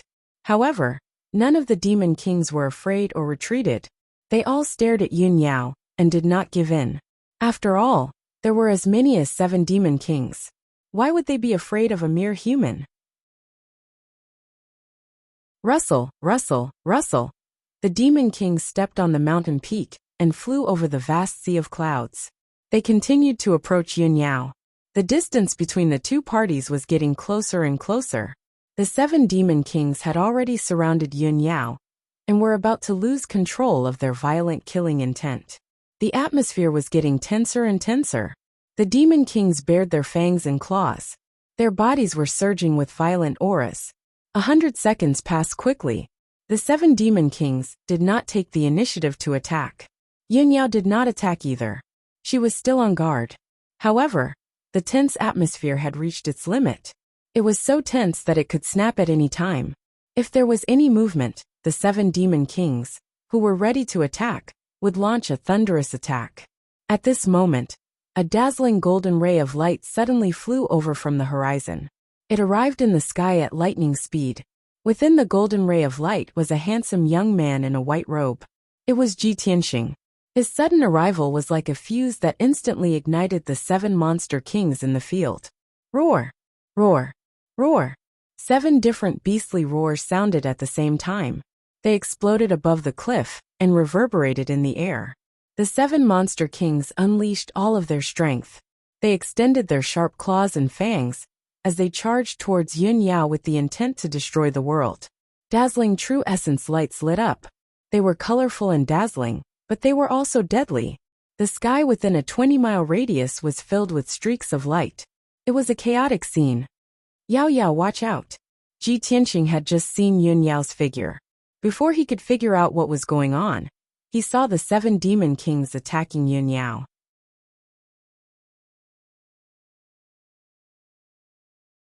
Chapter 1198.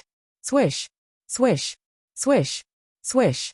3 white divine soul dharma swords released more than 300 sword auras, which enveloped the 7 monster kings like a rain of arrows. Bam, bam, bam, bam, bam, bam. The 7 monster kings were stabbed by the sword auras. Their flesh and blood splattered everywhere as they screamed in agony. The monster kings, who had been baring their teeth and fighting fiercely a moment ago, were so weak that they couldn't even withstand a single blow from Ji Tianxing's sword auras. All of them were severely injured. Yun Yao keenly grasped this opportunity and decisively attacked. Galaxy Ribbon. She held the cold moon sword with both hands and channeled all her dharma power to form a 1,000-meter-long silver light belt in the sky. The light belt was 100 meters wide. Starlight flashed in it, as if it was formed by thousands of stars. It was extremely beautiful and magical. Slash! As Yun Yao shouted, she held the sword in her right hand and slashed it down fiercely. Immediately, the river of stars in the sky slashed towards the demonic beasts with boundless heavenly might. Boom! Boom! Boom! In the deafening sound, the 3 monster kings were killed on the spot. Their bodies completely collapsed and exploded into pieces of flesh and blood. The Galaxy Ribbon's power didn't diminish. It slashed the wide cliff again and created a 1,000-meter-long ravine on the ground. A small half of the mountain had collapsed, sending huge rocks and dust into the air, smashing into the cliff below along with a series of rumbling noises. Such earth-shattering might cause Ji Tianxing to raise his eyebrows as he looked at Yun Yao in disbelief. Gosh! What secret technique did Yao Yao use? How can it be so powerful? The inheritance of the ancient goddess is indeed extraordinary. His heart was filled with shock as this thought flashed across his mind. At the same time, he controlled 3 divine soul dharma swords to slash at the 3 monster kings. Swish, swish, swish, swish. The sword auras were bright and dazzling. The sharp sword chi split the sky and smashed countless huge rocks, hitting the 3 monster kings. The 3 demon kings were already heavily injured. After being slashed by the soul magic sword, they were split in 2 and fell down the cliff. Only the last demon king was left. It was a fiery red bird that was over 100 meters long. Its entire body was covered with bloody wounds so deep that its bones could be seen. Blood was gushing out from the wounds. One of its wings had also been cut off, leaving it with only 3 wings. Seeing the 6 monster kings being killed with its own eyes, it was scared out of its wits. It didn't dare to stay any longer. It immediately flapped its wings and flew into the distance, fleeing in panic. Ji Tianxing didn't have time to chase after it, but Yun Yao was already staring at it. When the crimson bird flew 1,000 meters away, she immediately manipulated her star dharma eyes to unleash an ice-cold beam of white light. The crimson bird didn't have time to dodge and was immediately hit by the white light beam, exploding with a muffled bang. Boom! The crimson bird's body was engulfed by the white light beam. Its huge body disintegrated on the spot, turning into a rain of blood that fell down the cliff. The turbulence between heaven and earth, the deafening sound, and the hurricane that was stirred up by magic power and spiritual energy gradually calmed down and dissipated. Ji Tianxing hurriedly flew to Yun Yao's side and asked with concern, Yao Yao, are you hurt? Yin Yao felt warmth in her heart when she saw his concern. She hurriedly shook her head and said, I'm fine. Tianxing, you don't have to worry. Ji Tianxing looked her up and down. Seeing that she was indeed fine, he was finally relieved. His gaze fell on the star Dharma eyes. He couldn't help but take a few more glances. He smiled and said, Yao Yao, your soul Dharma eyes are very special. It's a bit like a miniature star? Yin Yao nodded. She also smiled and said, That's right.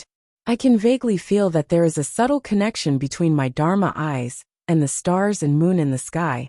I have a feeling that when the power of my soul becomes stronger in the future, I might even be able to communicate with the power of the stars.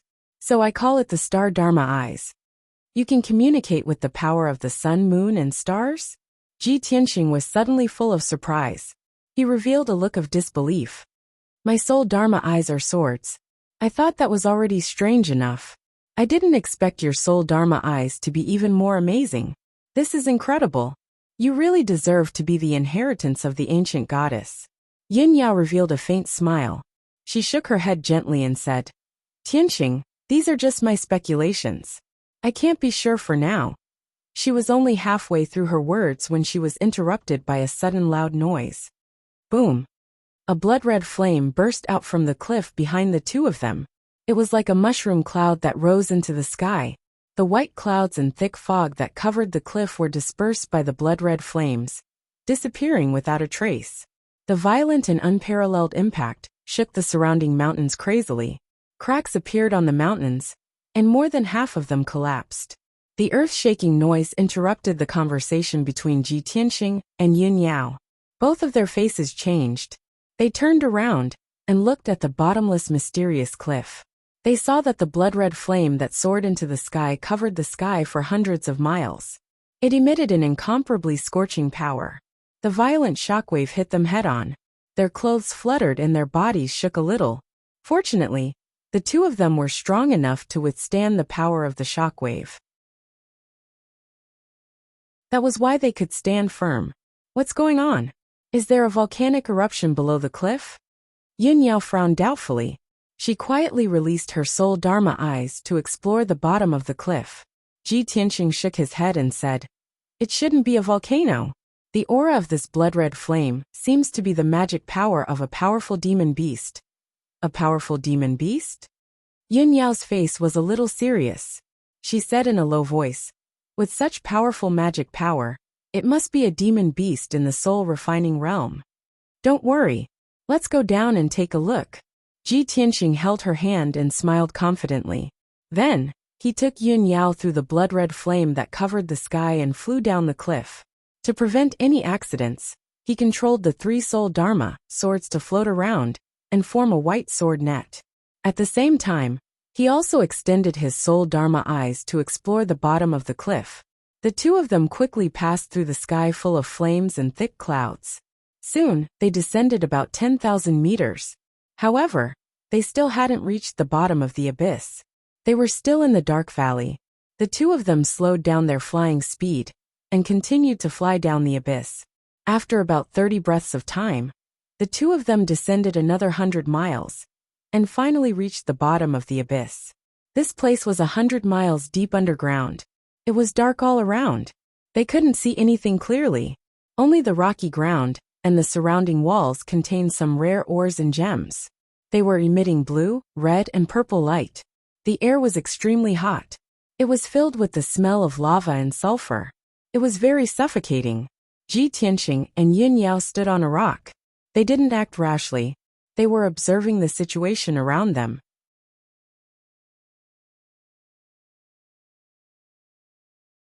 Chapter 1199. A sudden cracking sound broke the tranquility of the abyss. Ji Tianxing and Yin Yao shuddered slightly and slowly turned their heads to the north. 20 miles to the south was a 100-mile-tall cliff. It was the edge and the end of the abyss. The north was dark, and the terrain sloped downward like a passage leading to the abyss. Ji Tianxing and Yin Yao used their soul power and immediately detected a giant figure lying in the dark abyss passage. It was a giant monster that was as black as ink and seemed to be made of rocks. It was hundreds of meters tall and looked like an old tortoise. It had a snake-like neck and head and elephant-like limbs. It was also carrying a giant black shell on its back. It was crouching on the scorching ground with its eyes closed. Its flat and wide mouth was chewing on a pile of hairy flesh. There were dark red bloodstains, messy feathers, and broken bones on the ground under its body. Ji Tianxing knew that the stone tortoise was chewing on the corpses of demon beasts. Those demon beasts were the demon kings that he and Yun Yao had killed earlier. When he and Yun Yao saw the black stone tortoise, the stone tortoise also sensed their arrival and opened its eyes. Whoosh! A pair of dark green light balls 3 meters wide appeared in the darkness out of nowhere. They were flashing with cold, eerie light and terrifying green light. The stone tortoise's eyes were cold, indifferent, and bloodthirsty. It was intimidating. Yun Yao could feel its fierceness and brutality. She secretly gripped the cold moon sword and prepared to fight the enemy at any time. Ji Tianxing was not worried. He looked calm and murmured in a low voice, "This monster should be the legendary dark fire tortoise.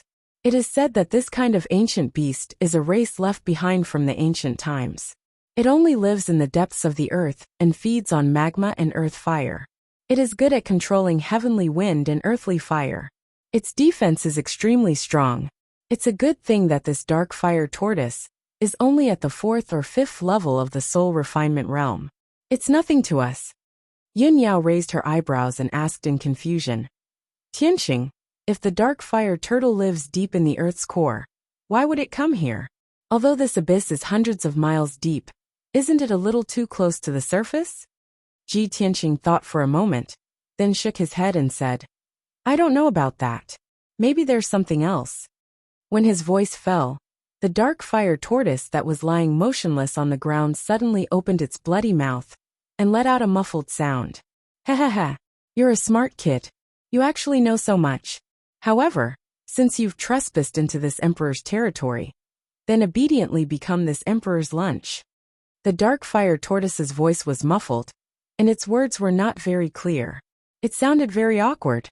Even so, Ji Tianxing and Yun Yao were still stunned and surprised. This old tortoise can actually speak human language? Tianxing, this dark fire tortoise is a little cunning. I don't think it's entrenched here.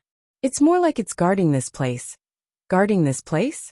Hearing Yun Yao's reminder, Ji Tianxing immediately frowned and subconsciously looked behind the dark fire tortoise. Behind the dark fire tortoise was a pitch-black open space. It was like a passage that extended downwards at an angle. Seeing this, Ji Tianxing vaguely guessed something and said to Yun Yao through voice transmission, "Yao Yao, behind the old tortoise is a passage that seems to lead deep underground. If this is really the fallen god cliff, and there's some rare divine item hidden here, then it's very likely that it's deep underground." "Yes, it's very likely." Yun Yao nodded in agreement and said through voice transmission, "Tianxing, it seems like we have to find a way to deal with this old tortoise before we can continue exploring." Just as she finished speaking, the dark fire tortoise had already lost its patience. It smacked its flat mouth, revealing 2 rows of white sharp teeth and fangs. It grinned coldly and said, "You two little guys, don't even think about discussing any countermeasures. It's all in vain. Accept your fate. Your auras are rich and your bodies are flawless. You're the best nourishment for me. Accept your deaths." After saying that, it opened its bloody mouth with all its might and spat out crimson lava that covered the sky and earth. It poured down like a torrential flood. An area of 10 miles was instantly flooded by endless lava. The crimson flames lit up an area of almost 100 miles and made the entire abyss extremely hot. Ji Tianxing and Yun Yao didn't have time to dodge before they were swallowed by the torrential lava and fell into the sea of lava. At the critical moment, Yun Yao used her vast magic power and formed a moonlight shield outside her body to protect herself. Dazzling golden light also surged out of Ji Tianxing's body and formed a giant golden sword that was over 100 feet tall. It kept the endless lava at bay. His body and the giant sword became one as he unleashed a peerless power that broke through the sky of lava and blasted toward the dark fire tortoise. White Tiger Sacred Sword. As he let out a low roar, the giant golden sword expanded to over 100 meters long and formed the projection of a white tiger that was as large as a mountain. The dark fire tortoise's body was huge, and its movement speed was a little slow. It didn't expect Ji Tianxing to be so powerful that he could break through the bombardment of lava. When it realized that something was wrong and wanted to dodge, it was already too late. Boom! Amidst a deafening boom, the giant golden sword struck it and sent it flying. It rolled over a dozen times and spat out lava and crimson flames. It flew for more than 5 miles before crashing to the ground. Thump! Another muffled explosion sounded out, and a huge gully was smashed into the ground. The entire abyss was shaking. A deep white mark was left on the dark fire tortoise's black shell. It was over 100 feet long. It groaned in pain and stomped its 4 limbs on the ground. It twisted its body desperately, and its entire body burst into flames. Without a doubt, it was enraged. Its eyes turned from jade green to dark green, and emitted a cold light. Little worm, you've successfully angered me. For decades, other than that bastard, no one has been able to hurt me. You're dead. I'm going to tear you into pieces, roast you into charcoal, and eat you little by little. Ji Tianxing stood in the sky and looked down at the dark fire tortoise on the ground. He frowned in shock when he saw the wound on its back. That damned old tortoise. I used 80% of my strength, but it only left a white mark on its back? The legends were true. This dark fire tortoise's defense was really terrifying. But who was that bastard it was talking about? Did someone else come here?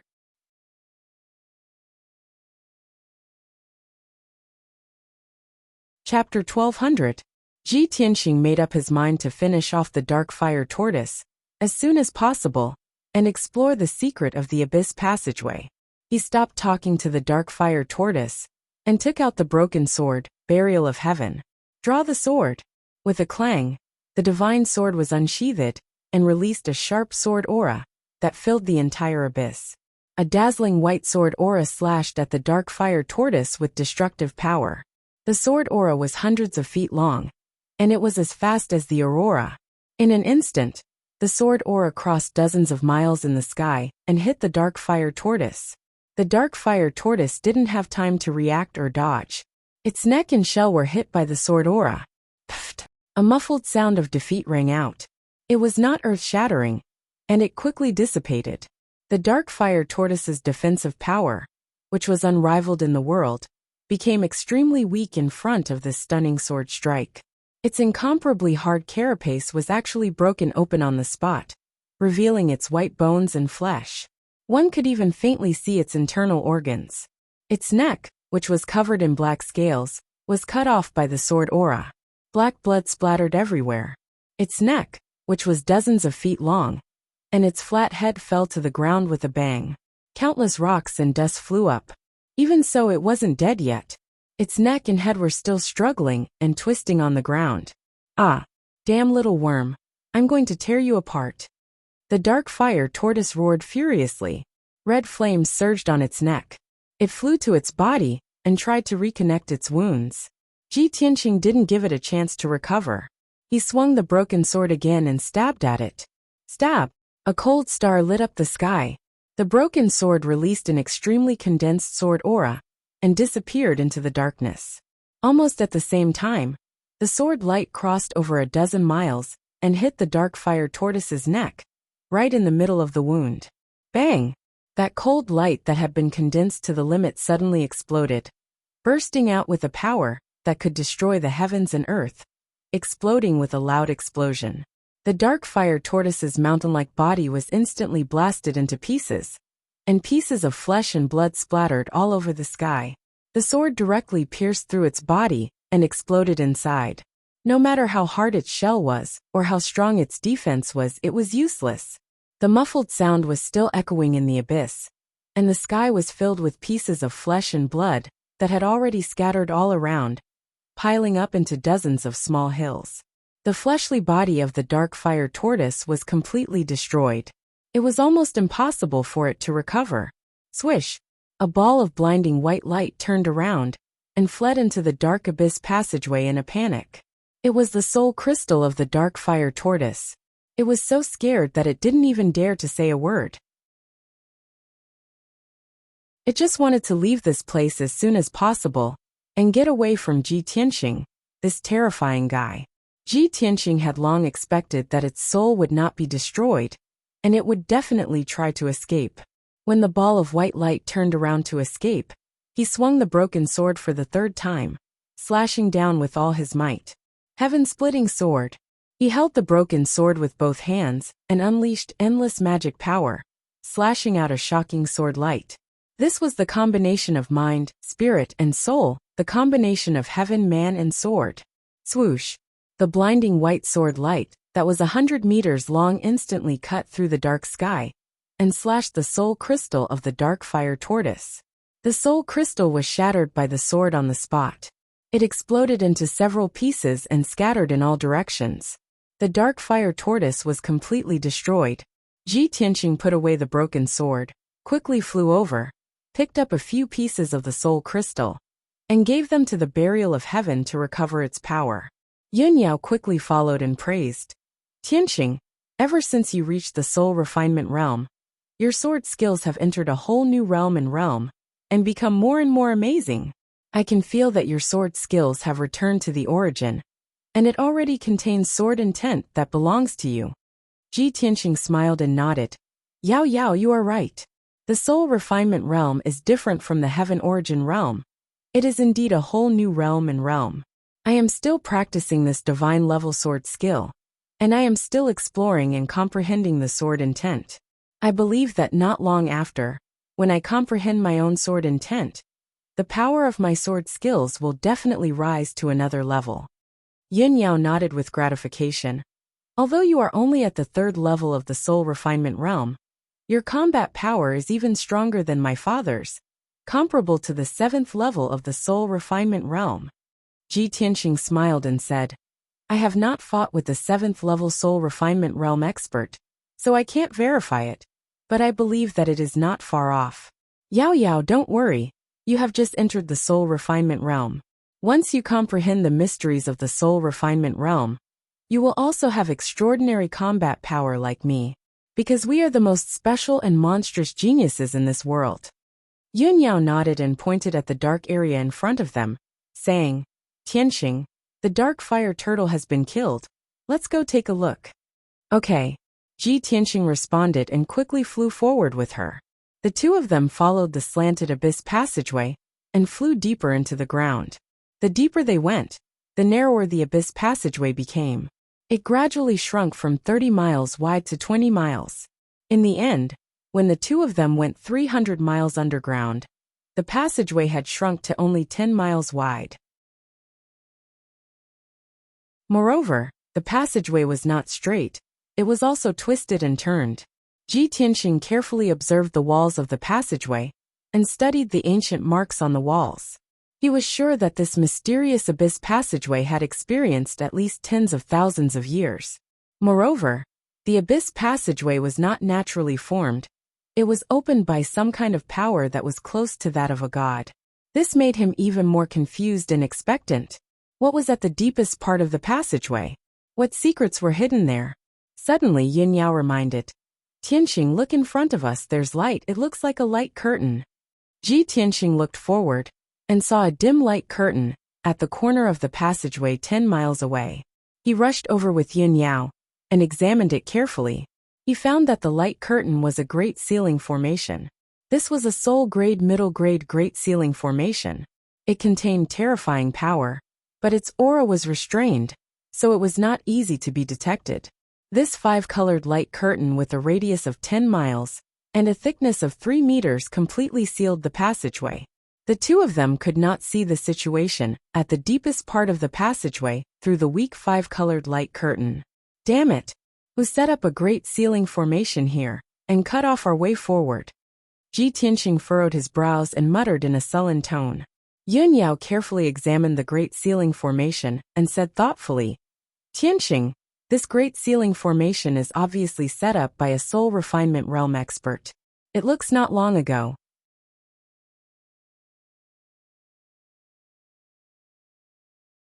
Chapter 1201. The powerful ceiling formation blocked the abyss passageway. Ji Tianxing and Yin Yao's soul power couldn't penetrate the light curtain to check the situation inside. Even if they used their eyes to look, the passageway was dark, and they couldn't see anything clearly. The two could only confirm that someone had entered the abyss passageway earlier than them, and set up a sealing formation here. Ji Tianqing frowned and thought for a while. Then, he opened his pure heart Dharma eye, and carefully observed the formation, deducing and calculating the way to break it. Yun Yao stared at the sealing formation for a long time. Suddenly, she thought of a possibility and her eyes lit up with joy. Tianqing, this sealing formation doesn't look like it was set up recently. It should have been set up many years ago. I have a guess. The dark fire tortoise was originally in the abyss passageway. A soul refinement realm expert came here and chased it out. Then he set up a sealing formation here. That dark fire tortoise couldn't break the sealing formation, so it could only stay outside in the abyss. Do you think it's possible? Ji Tianqing thought for a while and nodded. It's possible, but we still don't know what's at the end of the abyss passageway. Is that soul refinement realm expert who got here before us still alive? Is he still in the depths of the passageway? Yun Yao frowned and thought for a long time, but she couldn't think of a reason. She could only say, everything is unknown. We can only break this formation to continue exploring. Tianqing, I'll help you break the formation. Ji Tianqing knew that her attainments in formations were not bad, so he nodded and agreed. Okay. Then, the two observed the sealing formation together, and discussed how to break it. Ji Tianqing was a formation master.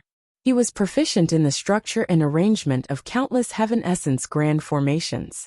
But after he stepped into the soul refinement realm, he had almost no time to improve his attainments in formations. Even though he had broken some soul-grade formations, they were all low-grade soul-grade formations. As for mid-grade soul-grade formations, he had only encountered a handful of them. His experience in breaking formations was very limited. The sealing array in front of him, and Yin Yao was not only a mid-grade soul-level array, but it was also very complicated to set up. Wanting to break this grand formation was simply too difficult. This was a huge challenge for Ji Tianqing and Yin Yao. The two of them carefully observed and studied for a long time, but they still couldn't find a way to break the formation. They discussed and discussed with each other several times, but they still had no clue. Unknowingly, an entire day had passed. The abyssal passageway was still silent and dark. In the dark tunnel, the two of them could not feel the passage of time, nor could they tell the difference between day and night. However, the two of them became more and more anxious and worried. Ji Tianqing could no longer hold himself back. With a grave expression he said, Yao Yao, we can't go on like this. I want to try and see if we can break through this barrier. Yun Yao considered for a moment and said with a solemn expression, Tianqing, this soul-grade mid-grade grand sealing array is very powerful. Its defense is also very strong. With our strength, I'm afraid it's difficult to break through it. However, other than this method, we don't have any other ideas. You must be careful. Don't be swallowed by the power of the grand formation. Ji Tianqing nodded, and motioned for her to take 100 steps back. Then, he took out the broken sword Burial of Heaven. He held the broken sword in his hand, and stared at the grand sealing array. The incomparably violent magic power in his body continued to surge rapidly. As the magic power in his body gathered crazily, his meridians and body actually emitted a rumbling sound of thunder. His aura continued to rise, and his entire body vaguely revealed a soaring sword intent. It was incomparably fierce. After about 10 breaths of time, his essence, energy and magic power were all raised to the limit. He finally waved the broken sword and slashed out with the most powerful sword. Heaven-splitting sword.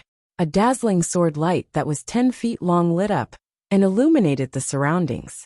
A fierce wind also swept up in the air. Bang! The invincible sword light exploded with a power that could destroy the heavens and the earth. It fiercely slashed the huge light screen and exploded with a loud bang. The deafening loud sound echoed in the dark tunnel. It shook the earth and the mountains in the surroundings, and countless gravel and dust fell. The incomparably violent recoil hit Ji Tianqing and forced him to take 5 steps back. His face was pale. The originally dim light screen was also shaken by this sword strike. Layers of ripples and ripples were formed. A palm-wide crack appeared, extending in all directions along with a series of cracking sounds.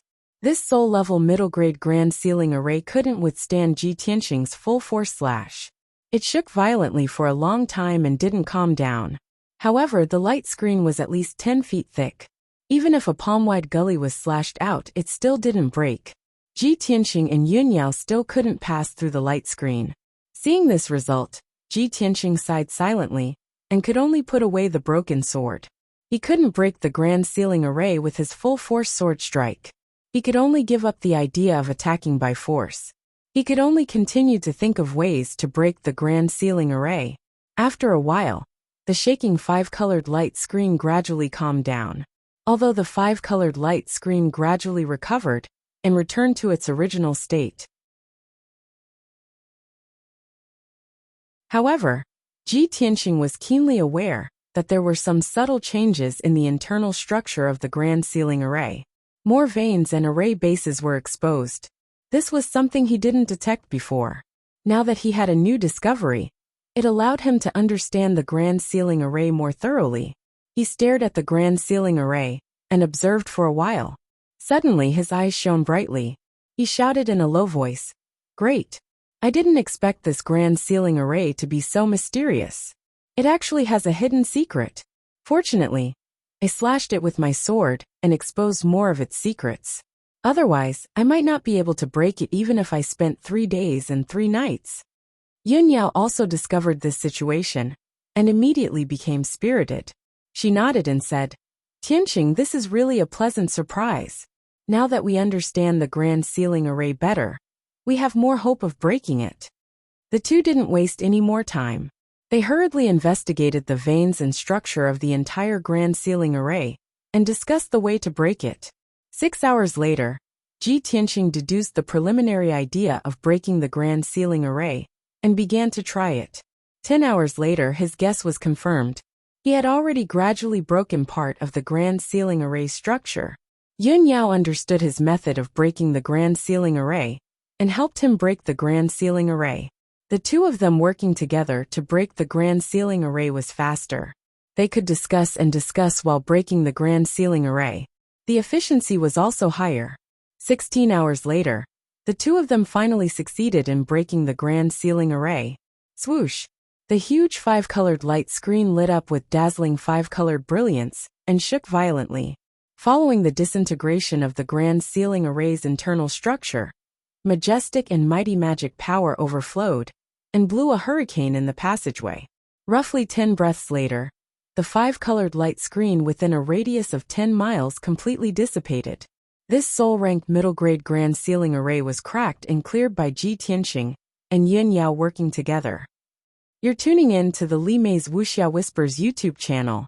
We're so grateful for your support, and don't forget to subscribe to join us on this incredible journey through captivating stories.